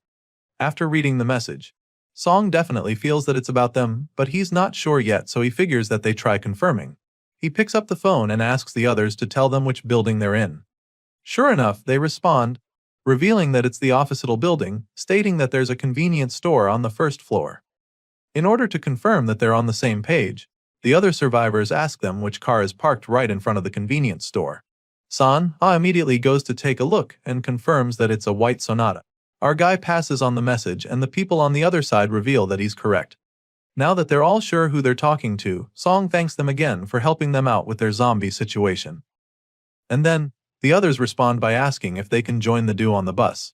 Seeing this, Song shows Sion the message and asks her what she thinks. The scene shifts and the story continues the next morning. On the chat, a message came in that morning from a guy who woke up, and as soon as he opened his window, he was shocked to see a zombie crawling up the wall. As you'd expect, he freaked out and started throwing everything he had at it, hitting it in the head until it fell back down. Other users see this message and of course, they're shocked because they didn't know that the zombies have now somehow evolved into doing parkour. I mean, it literally sounds like mutant zombies are coming onto the scene now. The guy who dropped the message responds, claiming that the zombie looked oddly familiar, and so he checked only to find out that it was the manager of the indoor climbing gym next door. At this point, it's clear to them that there are zombies that retain their skills from before they turned. Meanwhile, back with our guy and his partner at exactly 8:56 am, Song suggests that they start preparing and Sion agrees with him. Before heading out, she asks him what he thought of that post they saw earlier on the chat about the mutant zombies. He claims that he actually expected that something like that would be the case, but Sion is surprised to hear this. She wonders how he knew, so he reminds her of the explosion that shattered the windows back when they were on the 5th floor where manager Choi died. San realizes that the zombies that got up there probably made it there by climbing the walls. Anyway, they come out of the bus back into the road where the zombies are still roaming all over. Of course, they don't want to be out here too long, so they keep hoping that the other survivors will join them soon. Thankfully, at exactly 900 am, someone steps out of the building and starts walking toward them. She's got a friendly smile on her face, so Sion figures that it must be the lady that helped them out the day before. For someone who's been trapped in this apocalypse, the woman looks really good, so Sion can't help but feel jealous, especially when she sees the padded jacket she's wearing. Song sees it as well and begins to think that they should also get some winter clothes like that. His partner feels that this lady must be so kind and she can't wait to team up and become a trio. Unfortunately, her hopes are instantly dashed when a zombie flies out of nowhere and bites the new girl in the neck. It happens so fast that they can't even believe it. Even the girl is too stunned to move, and while the others are watching in horror, the zombie proceeds to feast on her. It's truly a gruesome sight, but they can't even gasp or scream in horror, because that would just make them the next item on the menu. To make matters worse, the potent smell of blood fills the air immediately, so Song knows that it's just a matter of seconds before the other zombies swarm the place. He covers his mouth to stop himself from making a sound, and even though he feels bad for the new girl, staying here just puts them at risk, so he decides that they get the hell out of there. He starts walking away, but Sion doesn't move a muscle. He realizes that she's not following him, so he turns around to call her, and that's when he sees that she's still in a daze. She keeps staring at the poor girl getting devoured by the zombie, so he pulls her arm to get her attention. Thankfully, she finally spans out of the trance and urges her to move on despite what just happened. After all, it's the only thing they can do if they want to survive. Eventually, San comes around, and from the look on her face, you can tell that she's probably never going to be the same after what she just witnessed. The both of them continue their journey and eventually make it to the subway. Of course, it's very dark down there, so Song just stands at the top of the stairs to consider their options for a second. While looking down the dark stairway, Sion asks if this is really the right way to go. Well, it's not like our guy can know for sure. However, what he does know is that the surface is too risky, and there are too many variables up there. But then again, there's a possibility that all the people who were on the trains and the station got infected after the apocalypse started. There's a chance that they'd be walking into a zombie-infested death trap, so our guy is hesitant to go down. He's still brainstorming when all of a sudden, the wind picks up again. San notices immediately, so she calls out to him, but he already knows. He's also aware that it's never a good thing when that happens, so he ultimately decides that they head down to the subway. They turn on their flashlights and make it down the stairs, but after walking for a while, they don't come across any zombies. Sian is surprised to see this because she was probably expecting the place to be swarming with the undead brain eaters. Either way, our guy is not exactly relieved because, zombies or not, all that's left are corpses, which is not a good sign. Seeing all the dead bodies, Xian figures that they were trampled by a crowd or something. The corpses aren't that many, which catches Song's attention. He surmises that the ones who died were probably stuck in the subway and couldn't escape. He's still investigating the scene when his partner taps him on the shoulder from behind to get his attention. He turns around with an anxious look on his face, and that's when she shows him a convenience store. A big smile creeps up on his face when he sees it because he feels that they just hit the jackpot or something. They both enter the place, eager to get some supplies and, more importantly, food. However, that smile is quickly wiped off his face because as soon as they enter the place, they find that it's completely empty. All of a sudden, he's starting to see exactly why there weren't any zombies around. It's looking really hopeless right now, but Sion still feels that they can salvage something out of the place. She noticed the leftover soda cans were smashed, so she thinks that it's a sign and suggests that they check the storage room for some stuff. They get into the room and, surprisingly, there's actually a few cans of beer sitting on the shelf. As you can imagine, our boy is so excited to finally get his hands on some booze for the first time in weeks. Maybe he did hit the jackpot after all. Anyway, from the look of things, someone probably left these behind on purpose, so he doesn't think they should take everything. Song asks Sion if they should just take a can or two, and the lady just nods in agreement. Shortly after that, they make their way out of the store and back to the subway. Song was able to get something he was craving, but that's not exactly the case for Sion. She really hoped that the clothing stores would have something for them, but they were looted till nothing was left. When she says this, Song admits that he was also hoping to get a few things from the store too. I mean, their biggest issue right now is surviving the freezing cold, so San really wanted some winter clothes. I mean, it's still only summer and she knew that there'd be mostly summer clothes, but she didn't even expect that every single piece of clothing would be gone. While the clothing store was empty, Song noticed that the phone store just next door wasn't even touched. Well, that makes sense since only a few survivors even know that there's a way to communicate anymore. Soon, they get to the tracks and it becomes pretty clear that they'll have to walk a lot more than they thought. Trains aren't working anymore and Sion believes that they would have to walk about 20 kilometers. As soon as Song hears this, he starts moving, but before he can march ahead of her, she pulls him back to show him something weird that she saw earlier. It was so weird that she took a photo. Sion takes out her phone and shows him the picture in her gallery. It appears to be some kind of note left behind by someone. The writer claims that they expected chaos to come, but not like this. That it's far beyond anything they imagined and that they're scared now, not sure what to do or where to go because they can't find their way. After reading this note, our boy immediately gets the feeling that whoever wrote the note is somehow responsible for the apocalypse. They might have caused all this, but he can't be sure, so he just tells Sion how creepy he thinks the note is. Just then, her phone battery dies, so the MC simply suggests that they keep moving. The two walk down the tracks for several kilometers, and the farther they go, the more anxious they get. It's so clean along the tracks that it's unsettling, and Sion feels the same way. She thought that there would be bats or animals at least, but there's no sign of anything. Not even zombie corpses anywhere, which makes Song conclude that they're all gathered somewhere. Just thinking about it gives Sion chills, and she keeps wondering what would happen if they run into the zombies soon. Just then, they finally come across the abandoned train, so they stop in their tracks, unsure of their next move. The story continues with our guy and his partner going right into the abandoned train to look for anything that can be useful to them. Seong focuses on the lower levels like the floor and under the seats, while Sion searches the ceiling in the meantime. However, even after looking for a while, they don't find anything at all, not even a single corpse. It's starting to look pretty fishy at this point, because there should actually be some abandoned stuff in there, and just when it looks like they're not going to find anything, Sion notices a small object sitting on the overhead shelf. She quickly calls Song's attention to it and then brings it down, revealing the box. Our guy comes around to see, and by the time she opens the box, they both discover that it is a kitchen knife sitting in there. It's still pretty shiny with no rust, suggesting that it's quite new. Despite being pretty confused by the whole thing, Sion inspects the knife without hesitation. She notices that the blade is a little short but admits that it's sharp enough, feeling that it will be useful. It turns out she's not the only one who found something. because our guy suddenly reveals that he also discovered something over in the other compartment, so he opens his backpack to take out the item. Song hands it over to her and she immediately recognizes it as a Bluetooth speaker, but she's not exactly sure why he took it. So, he explains that it could come in handy later when they're trying to lure the zombies. Shortly after finding the knife and the speaker, the duo resume their search inside the train car, but they don't find anything at all and start to realize that they should probably have come here sooner. At this point, it's looking like there's nothing else that can be of use to them in there, so Song suggests that they head out and keep moving. He helps Sion, get off the train, and after walking a few meters, they notice something strange ahead of them. They stop in their tracks to take a closer look, and that's when they see the human-like figure standing in the middle of the tracks. Song and Sion are immediately alarmed at this point because they know that it's probably a zombie. Sure enough, their fears are confirmed when the zombie slowly emerges from the shadows and starts walking toward them. For some reason, the zombie doesn't show any reaction despite sensing their presence.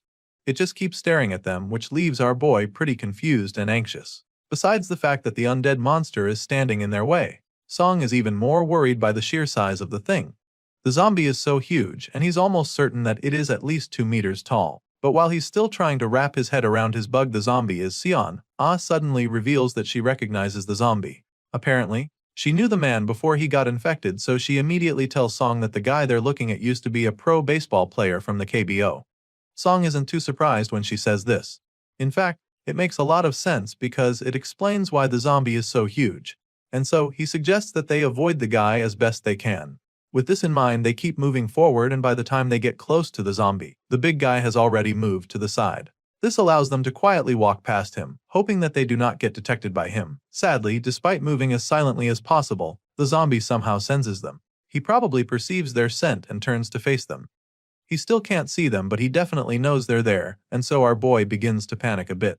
They're still hoping they can safely pass, but this hope is quickly dashed when the zombie turns to them with an ominous glint in his eyes.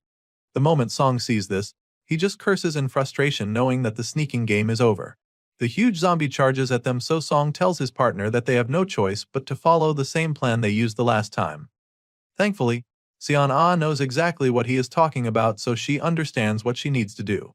The lady gets out of the way while our guy stands his ground to face the first wave of attacks. The zombified sports star runs toward him, and he's instantly blown away by how fast the guy is. Still, he remains unfazed and braces himself for the clash. He points his weapon at the beast, but it doesn't slow down, and in a blink of an eye, the office worker finds himself standing face to face with the vicious zombie. The undead creature growls at him, so he stabs it in the chest with his wooden spear, and even though this isn't exactly going to do much damage, it's only a distraction to allow his partner to take over from there. With his spear buried in the zombie's chest, he gives Sion the signal, so she comes in swiftly to deliver the finishing blow. Before the zombie can even realize what's going on, she whacks him in the head with her golf club. She hit the zombie so hard that the metal stick practically snaps in two. The zombie yells in pain, but it's not enough to knock it out. By this time, the lady is beginning to panic because her only weapon just got broken in two, and all she has left is a short metal rod. Meanwhile, the zombie very quickly recovers from her hit and turns to her with a menacing look on his face. The zombie growls, and before either of them can think of their next move, the undead brute charges at the lady. The zombie shoves Sion with so much force that it almost sends her flying. As for our guy, he's just overwhelmed by the sheer strength that this monster possesses. He knew that it was strong, but he didn't think that it would be this powerful, so now, their chances of survival are looking really slim. Meanwhile, the zombie suddenly rips the stick out from his chest and goes after the girl. From the look on the zombie's face, it's clear that he's ready to rip her apart, but Sion is also prepared to fight back. She decides to use the broken metal rod in that moment, and as the monster begins to move erratically, she takes the opportunity to stab the zombie in the back of the head. This time around, her strike packs a lot more sting and does enough damage to send the zombie falling headfirst. The force from the fall causes the zombie's skull to crack open, killing it in an instant. Once the threat is finally down, the both of them just stare at the corpse in relief, still finding it hard to believe what just happened. Sion still can't wrap her head around the zombie's insane physical power, and our guy is clearly feeling the same way. He can't believe that the monster was able to keep fighting even with the spear stuck in his shoulder. Thankfully, the fight is over now, and Sion is obviously the happier of the two survivors. She stomps on the zombie's corpse to finish the job, while Song simply apologizes for not doing better during the fight. Of course, she doesn't blame him for not taking the monster out on his own, so she assures him that there was really nothing more he could have done. That aside, her major concern right now is figuring out how to handle the issue of their broken weapons. For starters, her golf club has been reduced into a small rod, so she considers attacking it to the wooden spear from before. As you can imagine, our guy feels that this is a great idea. The wooden spear's top is wore down already, but her metal stick is still pretty sharp. Together, he believes that they'll make up for each other's weaknesses and the piercing power will be even greater. That being said, she proceeds to start tinkering, and after a while, she reveals the new and improved weapon. Seeing this, our guy is pretty impressed, but he also reminds her that they can't be in one place for too long. They took a break while she was fixing the weapon, so now he feels it's time to get moving again, and Sion agrees with him. A couple hours later, we see that the two survivors are getting pretty tired again. They've been walking for a long while, and Sion is starting to get a little frustrated because they've passed 5 whole train cars and didn't find a single useful thing in any of them. The whole thing is really killing their vibe, and Song is now very certain that someone else must have swept through the trains before them. As discouraging as it all seems, the lady still has high hopes. They can't stop moving even if they wanted to, so they just remain positive because they'll soon be at Sinseol Dong Station. Just as she says this, they both hear a loud bang erupt from the darkness ahead of them. It's clearly an explosion, but the MC can't even begin to imagine what could have caused it. All he knows for sure is that they shouldn't head that way. And so, without thinking too much about it, he grabs Sion's hand and urges her to run the other way as fast as she can. The two run away from the explosion, and after a while, when it feels like they're safe, they stop to catch their breaths. They're both panting in exhaustion, and that's when Sion finally asks him what he thinks that was back there. But before she can even say another word, he tells her to be quiet. Currently, they're hiding in one of the abandoned train cars, and the last thing Song wants is for them to draw any attention to themselves. He looks out the window to check what's going on there, and he's instantly startled by what he sees. All of a sudden, there's a lot of noise outside, and after taking another look, Song confirms that there's something bad charging towards them. It turns out that there's a very ferocious horde of zombies heading their way, and just looking at it is overwhelming. Son takes a look as well and immediately starts panicking, wondering if it's wiser to fight or run from the zombies. Of course, Song understands their current situation very well, so he knows that they can't take on that many zombies head-on, so he tells his partner to just hold on for the meantime. In a matter of seconds, the zombies are right behind the train, and then they slow down all of a sudden like they just sensed something. Our boy braces himself just in case they decide to attack, but then the zombies just run past the train once again. At this point, it looks like they're off the hook, but they can't be sure, so Song urges San to keep her guard up. As far as he's concerned, that wasn't the end back there. Sure, the first wave of zombies passed and it looked like they were good for a while. But just as our guy suspected, there were a lot more zombies to come. They look out the window and see another horde heading toward them. The number of zombies is just overwhelming, and they're not even sure what to do at this point. Now, the office worker is torn between going toward the station and going back. At the station, there are at least dozens of zombies swarming there. And in the opposite direction, an explosion just occurred there. Even worse, it's a place they've never even been to before, so they don't even know what's lurking on that side. Our boy is seriously brainstorming, trying to figure out what the best decision would be, and that's when Sion suggests that they consider just hiding. After all, she feels that this second wave of zombies will probably just pass them by like the first time, but our guy thinks that it's too risky. The last time, the zombies were in a frenzy, so they didn't have time to pick up their scents. However, that's not the case this time around, because this second wave of zombies is moving a lot slower. Some of them are even crawling into the train already, so Song is afraid that they might actually smell them. At this point, the two survivors are forced to make up their minds with no time to think further. And then San agrees to follow the MC's lead.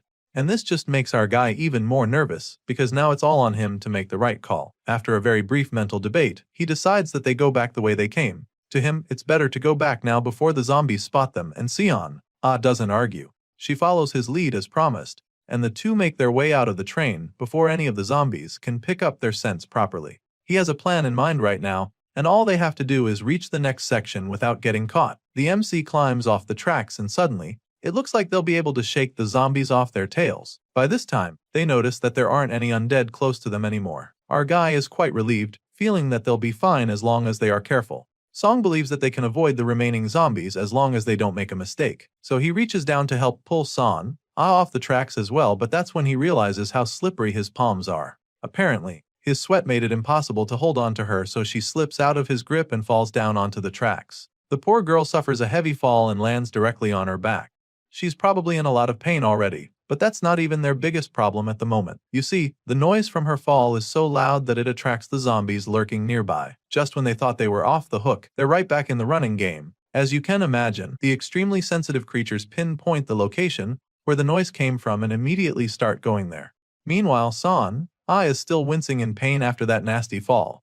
She doesn't even have enough time to recover before she realizes that she's about to be surrounded by the vicious brain eaters. She looks back and sees them charging towards her, which just leaves her frozen in shock. Thankfully, Song helps her snap out of the daze by calling out to her, urging her to get back up, and he gives her a hand. This time, she grabs a hold and his wrist over his sleeve, and he does the same, which allows him to pull her up from the tracks. The lady is finally so close to safety, but then suddenly, one of the zombies grabs a hold of her boot. Her eyes widen in horror when she feels the hand wrap around her ankle, but she thinks fast and immediately kicks the zombie off her. She frees herself very quickly, and as you can imagine, the rest of the zombies don't appreciate that. This just makes them even more annoyed, so they start attempting to climb up from the tracks as well. Now, it's clear that the pavement is no longer safe at all, so the two survivors take to their heels. Our guy leads the way, urging to run as fast as she can to keep up with him. He decides to go up the stairs, knowing how difficult it is for the zombies to climb, but to his surprise, a couple of these undead monsters already found their way up there. One of them tries to sneak up on him, but he sees the attack coming just in time. Still, the zombie is already flying at him, so there's very little he can do. All he can do is jump out of the way, but this just leaves Ai exposed to the incoming attack. Luckily, this lady is also very capable of handling herself, and she proves this by taking out the zombie without a second thought. She drives her newly improved spear into the monster's body, killing it on the spot. Sure, they just took out one of the threats, but they still have to keep moving. They're relieved for sure because that was very close. Currently, they're hiding in a room, so it's pretty safe for a while. Song tells his partner to look out the glass window and check what the situation outside is like. Thankfully, things are looking better for them now because can't see any zombies nearby. She tells the office manager what she's seeing, and the moment Song hears it, he lets out a heavy sigh of relief. He's so glad that he can even say that they're still alive, because with what they've been through in the last couple minutes, it's a miracle that they survived. Our guy takes a moment to really soak in the fact that they aren't dead yet, but that's when he remembers what happened to a few moments ago. That fall she suffered was definitely a serious one for sure. But that's not even the big concern now, because a couple of seconds ago, one of the zombies grabbed a hold of her leg. Our guy has been in this apocalypse long enough to know that such an exposure could just turn into something much more problematic, and he surely hopes that it's not the case. So, he asks her about her leg, reminding her that she was grabbed by a zombie not too long ago. There's blood on her white winter boot, which is pretty shocking to her. Still, she desperately hopes that the blood stain was from the zombie's hand. Desperate to find out, she takes off her boot to check. She remembers the zombie brushing against her, which gets her pretty anxious.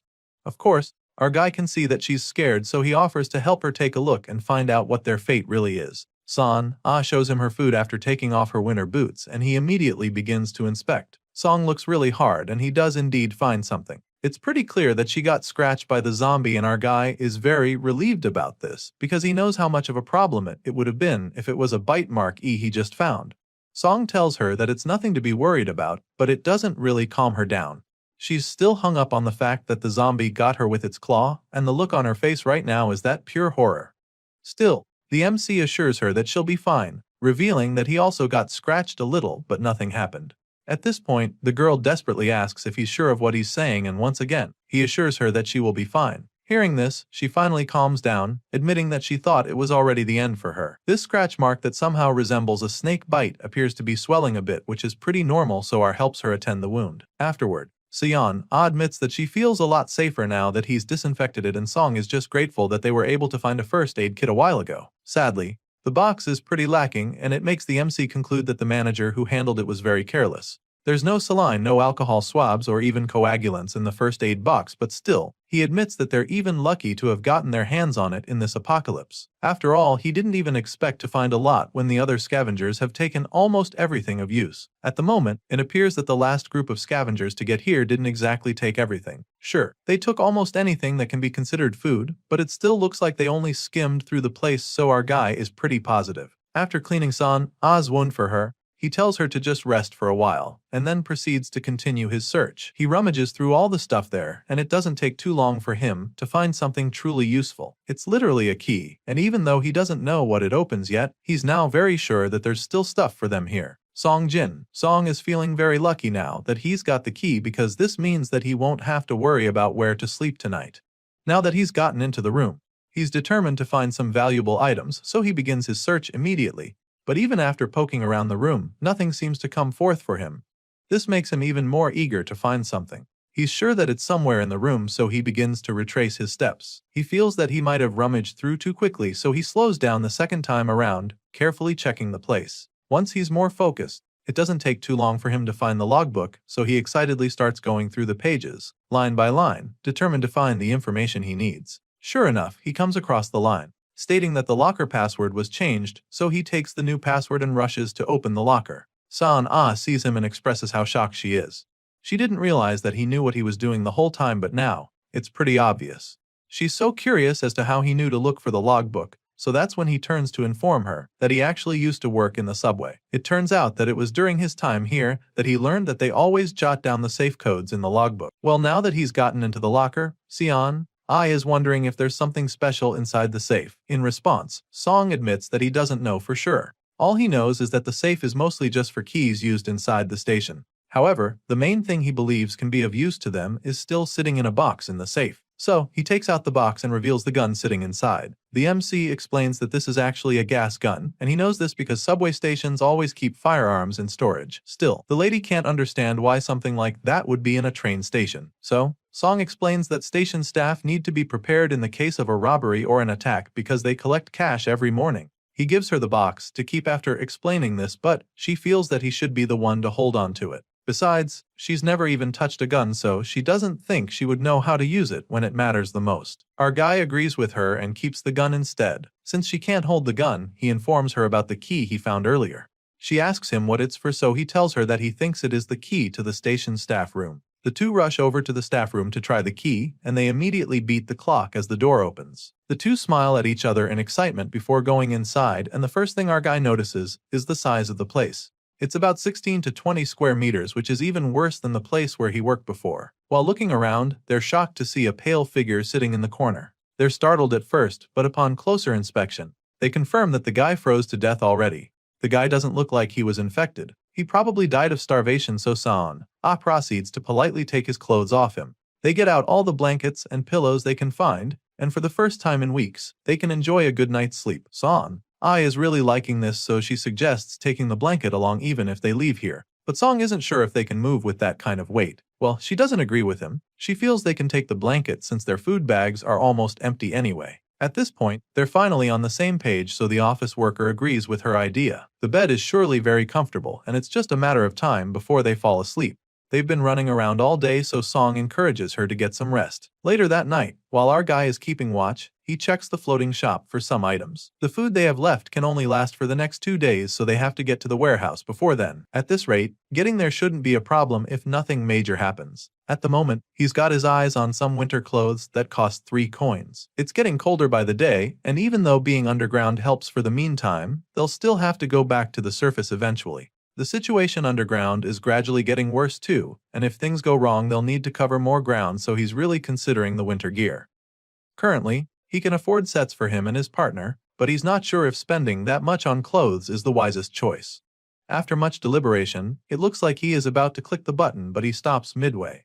He ultimately decides that they're fine for now, so he postpones this difficult choice he has to make. Still, there are a couple things he can't ignore much longer. There seems to be an update on the floating window which piques his curiosity. He taps on it and is instantly intrigued by what he sees. He feels that it could be a real game changer for them if he uses it right, so he explores it some more. The next morning, he wakes Sion up, and after much reluctance, she finally gets up to pack their stuff. She's still pretty sleepy the whole time, but our guy is absolutely ready to get moving. They make their way out of the station staff room back onto the tracks, and that's when they find something very shocking waiting for them there. A couple of train cars seem to have fallen off the tracks, blocking the way, and even though it might look like an accident, our guy is convinced that someone placed them there on purpose. Hearing this, Sion immediately volunteers to check if out, so she climbs the train from the side, but as soon as she reaches the top, the look on her face is instantly replaced with a horrified one. There's an actual sea of zombies behind the blockade, and they're definitely the most terrifying she's seen since this apocalypse started. There's so many that there's probably hundreds of them waiting there. At this point, our guy already knows that passing there is not an option, so he suggests trying the other side. The two take their flashlights and slowly make their way through the other route.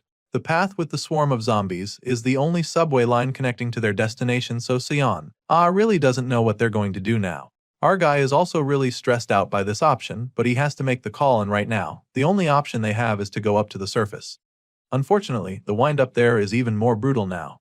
Still, they can't hesitate because there's no telling when that sea of zombies will break through the blockade. Well, going up is just as risky because their sense will give them away for sure. That being said, Sion feels that they need to mask their sense somehow, but Song is not seeing the likelihood of that happening. I mean, it's not like they can take showers, so he suggests going back to check if they missed something out on the tracks. Once again, Son goes out to check, and he uses the opportunity to check the floating window again. He opens that new feature he discovered earlier. It's called Explorer, and it allows the purchase of hidden items not listed on the shop. If the item doesn't exist on the list, the scanner is not consumed, but if it does, the scanner is used up even if not purchased.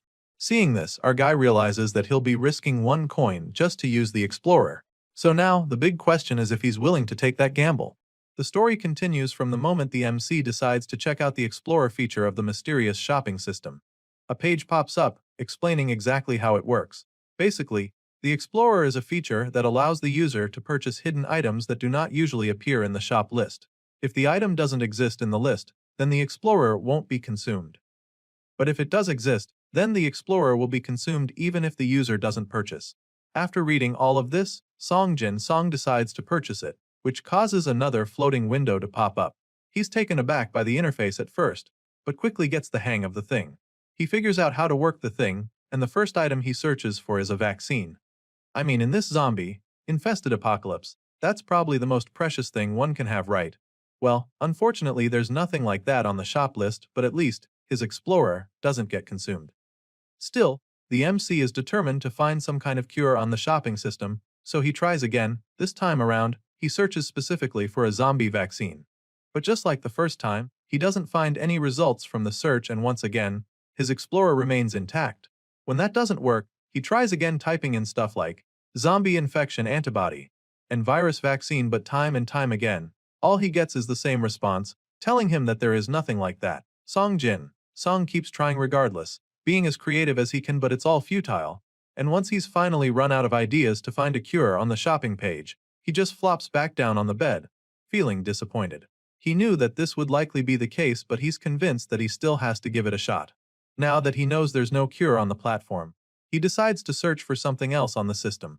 He starts with deodorant, and sure enough, it pops up right in front of him almost immediately. He's glad to have found it, but is taken aback when he sees how much it costs. For some reason, this can of deodorant costs 1 whole coin, which is pretty expensive as far as this MC is concerned. He doesn't get why it costs so much, because he knows that they will need more than one. It's pretty obvious by now that their human sense have been causing problems for them with the hypersensitive zombies, so now Song is hoping to mask it with deodorant. It's roughly 11 kilometers to Dong, which is their next destination, so in order to avoid these zombies in the cold, he estimates that it will take at least 4 hours to get there. Based on this calculation, the office worker figures that he and his partner will need at least 3 cans of deodorant each. As you can imagine, that's not exactly a cheap expenditure, but this is something that they can't afford to neglect anymore, so the MC is really considering the purchase. However, when he checks to see that he only owns 7 coins, he begins to have second thoughts about the matter. It's pretty disappointing for him when he sees this, because he was really hoping that he had gathered enough coins after all the zombies they've been slaying along the way. Well, to some people, getting the deodorant might not longer be a good idea, knowing that they'd be using practically everything they have, but it's clear that Song desperately needs them, so he begrudgingly clicks on the button to buy them. It's definitely not an easy decision, and it almost looks like he's about to cry when he clicks on buy, but he does it anyway, leaving him with only 1 coin left afterward. A few moments later, he goes to meet Sion with the sprays, and as you'd expect, she has a couple questions. For starters, she'd like to know where he found them, but just like before, the MC isn't ready to tell her about the shopping system, so he lies to her, claiming that he found it at the platform inside a bag. Well, the lady has no reason not to believe him, so she buys the story, feeling all excited about it because she knows how useful these cans of deodorant will be during their journey. Still, she's not completely sure that these alone will be effective enough to keep the zombies off the zombies. Sure, it would mask their human sense, but Sion I can't help but wonder if that will do the trick. In response, our guy simply suggests that they try it out first and see what happens. As far as Song is concerned, that's all they can do, and if it doesn't seem right, then they can always come back and strategize. The MC explains this to his partner, and she's all for it, so they begin to cover themselves with the deodorants.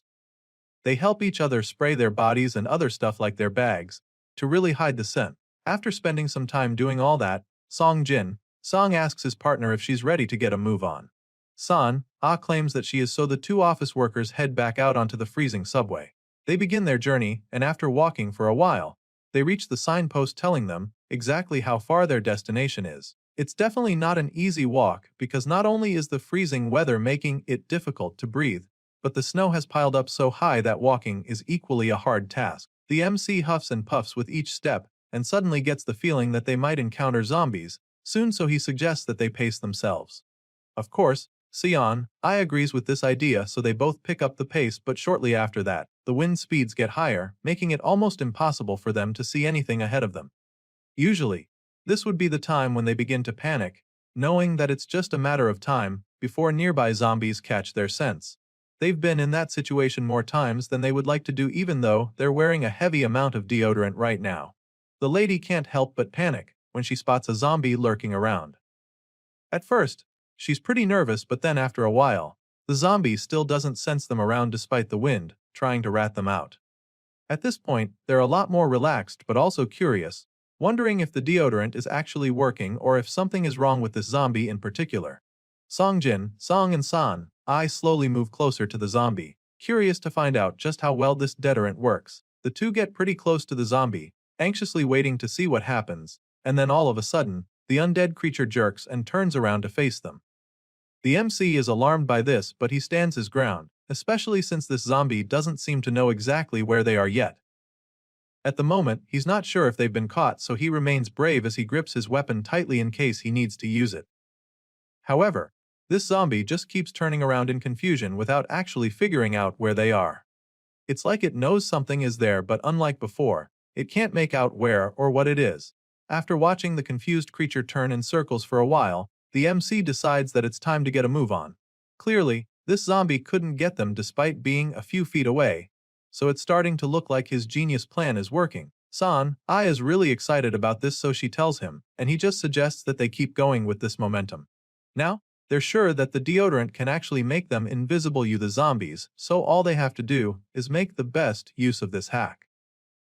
The two continue their journey until they get to some kind of mall. Out of all the shops there, I notices only one place that looks like it's still intact. It's the Taekyung gun shop, and even though it looks really enticing, she knows that it's probably already being occupied by raiders. And if that's not the case, then the gun shop owner might be the one in there, guarding the place from zombies or plunderers. Our guy agrees with her on this, confirming that the shop is most likely loaded with guns and gunpowder. With the right kind of defense, that place is a no-go area for zombies and raiders, and since he knows this already, he decides that they save the gun shop for next time. After all, whoever is in there is probably heavily armed. They keep moving forward, and then they suddenly get to another place that's familiar to the MC. It's a popular coffee shop and diner that Song recognizes, so he immediately knows that they've finally arrived at Soyu Station. I knows the place as well, so they both take a moment to stare at the station. The MC was actually hoping that they would have reached Udong by now, so seeing that they're still a couple kilometers away from their destination, he's not exactly satisfied. Still, this is a pretty good milestone in the entire journey, so he suggests that they start looking for a place nearby to spend the night. I is probably tired of walking too, so she's okay with this plan. She offers to check the right side of the station and asks Song to check the other side. The two split up to begin searching for a good place to rest, and our guy immediately realizes that there aren't many places that haven't been broken into. Most of the windows they come across have been shattered and broken into, which isn't a good sign, because it could have either been done by zombies or plunderers. These two aren't exactly hoping to run into either of them, so they keep searching, hoping to find a place that looks somewhat secure at least. That's when the MC suddenly finds a door that is locked, so he's really positive about it. But then he takes a closer look through the glass and sees a couple shadows standing inside the place, so he immediately changes his mind. His hopes are dashed in an instant as he realizes that the place won't work. After looking around the area for a safe place to camp for the night, the two travelers meet again without finding anything. Song asks the shivering lady what she saw, but she just shakes her head, suggesting that her luck was as bad as his. At this point, the two decide to keep moving together again, hoping to actually find something that could work if they search together. It gets a little frustrating, after a while, because it's clear that this is harder than they thought it would be. Song is getting quite anxious because they need to find a place quickly. As far as he's concerned, it should be a place that hasn't been occupied by zombies before. It should also be a place where they can ensure new zombies don't get in after they've entered. At this point, the office worker is just going on and on, but then all of a sudden, he notices something that catches his attention. He immediately calls out to Sion, to show her the path he just discovered. Currently, these two seem to be heading deeper into uncharted territory, and it's getting pretty dark as well, so they whip out their flashlights to continue the search.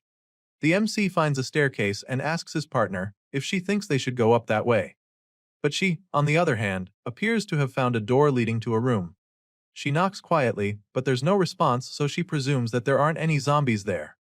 At least that's how it looks. She lets our guy know what she thinks, so he goes over to her, curious to find out what's on the other side of the door as well. Seeing that they're on the same page, Sion slowly twists the knob to try and open the door, but quickly finds out that the place is locked. This is also a good sign, so she asks him if they should break into the place.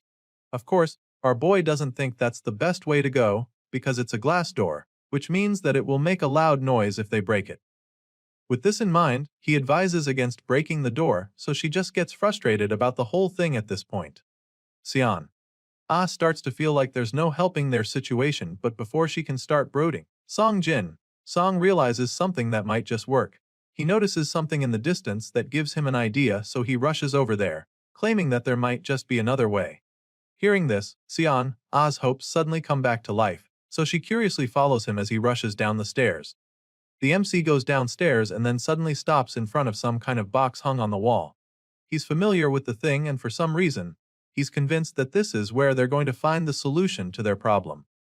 With this in mind, Song takes a leap of faith, reaching into the box for something, and just as he suspected, there's a bunch of keys inside it. He holds the keys up like a trophy, because he's almost certain that they're going to open that door. Meanwhile, his travel buddy just stares at him in amazement as he jaw drops to the floor. She is blown away by the fact that he found the keys, so she curiously asks him how he knew they would be there. Well, it turns out that the office worker somehow noticed earlier that the cafe's operating hours were quite long. And so, he figures that this means the place is divided into opening and closing shifts. And knowing that key problems happen often with that arrangement, it was a no-brainer for him, since shops like that frequently hide spare keys nearby for emergency situations. The MC explains all of this while using the key to open the door, and thankfully, it works perfectly. As soon as they enter the room, the first thing that Sion notices are the bags of flour lined up on the ground, which leaves her stunned. But that's not all, because there are a couple crates of eggs sitting around too, which makes our guy realize that this place wasn't looted after the apocalypse started. No other survivors have gotten here yet, so this place is basically a jackpot. Anyway, Sion isn't sure what they should do with the flour, so she asks him what he thinks. At the moment, Song doesn't really see the need for flour, so he suggests that they leave the bags and come back later. Besides, it's too heavy for them to carry right now, and after he explains this, Sion decides that they'll have to hide the stuff if they're not taking them. She'd hate to come back and find out that someone else took the stuff, and the MC would hate that too, so she agrees with her. Besides finding the eggs and flour, Song is pretty relieved that they actually found a great place to spend the night. I mean, that was the thing they needed the most, so it's just amazing for him. On top of that, they also got a power bank and a wristwatch, which is great for their journey. Now that they have a place to rest properly, Song feels that they'll even be able to reach the logistics warehouse the following day. As far as he's concerned, they just have to get there by tomorrow, because they might start to have some problems otherwise. The hero explains this to his partner, revealing that they only have 4 chocolate bars left for food. As much as she's all about moving forward and staying alive, Sion still feels reluctant about going to the warehouse because she knows that there might be previous customers at the place who have also been turned into zombies, just like at the gun shop. Just thinking about the possibility makes her weak, and our guy suddenly realizes that she has a point. That being said, She suggests that they set up a code in case something dangerous happens to one of them. Of course, the MC thinks that this is a good idea since he wouldn't want anything bad to happen to her. San gets all flustered when he says this, and then proceeds to come up with an idea for this code she's talking about. Soyeon quickly comes up with the secret code that they'll use, suggesting that they should just speak normally if they're threatened with a gun or a ranged weapon. Song seems to find the whole thing exciting, so he comes up with one as well, claiming that they should use polite speech to interact if there's a Millie in the picture. They're starting to have fun coming up with this stuff, so San thinks of another code. She decides that she'll just say Appa if she can handle the number of enemies in her way. As for Song, he figures that he'll just say sir if the situation he's in is unclear to him at that point in time. As for a situation where they need to surrender, Sunbae will be the code word. The two partners go on like this for a while, coming up with different hidden messages that they can use, and after some time, they finally have enough. In order to perfect this place, Seon feels that they need to loosen up their speech so that they don't stand out that much. And of course, our guy agrees with her. At this point, they finally have a plan, so the lady is satisfied, feeling that they can finally rest, but just as she's saying this, a terrifying bolt of lightning strikes right above them. She's startled by the loud bang as you'd expect, but what really shocks her is the fact that snow starts coming down again just seconds after the bolt of lightning. She's truly baffled by this because she had no idea that it can thunder while it's snowing. Song also hasn't ever seen something like this before, so he's just as puzzled as she is. Right now, it looks like the snow is piling up even more, and when the MC points this out, San chimes in, fearing that the following day is going to be rough. Our guy can help but agrees with her, even though he knows just how bad the news is. Seeing that they'll probably have a hectic day when the sun finally comes up, San decides to get some sleep right away. She covers herself with a blanket as she lies on the table, while the hero sits in the chair next to her, hoping that he'll be able to get some sleep as well. Soon, he's finally starting to get some shut eye, but that's when he hears a strange sound coming from outside all of a sudden. His eyes shoot wide open, curious to find out what made the noise, but when he looks out the window, he's just stunned. It's a motorcycle out there on the road, and someone is currently riding it past the building. Seong is puzzled, because he didn't even know that motorcycles could cut through snowy roads, and he also doesn't understand why someone would be out this late. Besides that, the person is currently headed in the same direction that they've been traveling, so the office worker gets really curious. Sure, this person could just be riding somewhere else, but he can't help but feel restless about it. Song is still panicking about the motorcycle when he's suddenly drawn out of his thoughts by something even worse. He looks at the other end of the road and is horrified to see a horde of zombies coming their way. Clearly, this is very bad for them, and it seems that the noise from the horde is so loud that it wakes Son up. The lady shoots up from the table to check what is going on. At this point, our guy figures that the noise from the motorcycle that just passed the road was what drew the zombies out. It's not looking good for the two travelers, but at first glance, it seems that there are at least a few hundred of the zombies out there. And sure enough, this gets the MC pretty worked up, because he can already see how much harder this makes their journey. Even if only a few zombies stick around in this pursuit of the motorcycle, by the time they get to you, there will already be way more of them than the previous day. San is also disturbed by the situation, so she anxiously asks him what he thinks they should do. Well, at this point, the hero just starts by analyzing the situation. From the look of things, he presumes that the motorcycle must have stumbled into a zombie horde and fled. But if that's not the case, then his guess is that this rider is deliberately leading the zombies somewhere. If this is true, then it means that Song and his partner could get caught up in whatever mysterious plan that the person is up to. Surely, they wouldn't want to get mixed up with a plan they don't understand and get trapped with the zombies. But then again, Seon also reminds the MC that they can't just wait for the zombies to scatter naturally when they're pretty much out of food already. Once again, she's making a lot of sense and the office worker agrees with her. Besides the fact that they have no food left, he also knows that they have about 3.5 kilometers left to their destination. That being said, turning back at this point isn't exactly an option. Song continues to brainstorm on the matter until he comes up with an idea. The hero figures that there might be some information they can use in the community feed. It's been a while since they checked in, and now would be a good time to get an update from there. Thankfully, these two were lucky to have found a spare battery earlier. So now, All they have to do is get on the server. A few moments later, we get to see that chat where other survivors were talking about the lightning and thunder that happened even in the snow. Well, it turns out that this mysterious lightning was only seen in Gangbuk, while the people in Suwon experienced relatively normal snowy weather. After reading through a few messages, Song is a little disappointed because he doesn't feel like any of this helps them at all. As for the lady, she is just surprised to see that some places are getting hail too. The MC is taken aback by this, so he curiously reads the rest of the conversation. On the chat, someone asks if it's true that there is a shelter in Yeongjangdo, claiming that he ran into some survivors who were heading there, because there's allegedly a huge shelter there. However, the others don't seem to believe that it's possible since the government has already collapsed. Still, those who are already heading there claim to have seen the message of a large shelter scribbled on a sign. Seeing this, our boy and his partner are pretty shocked.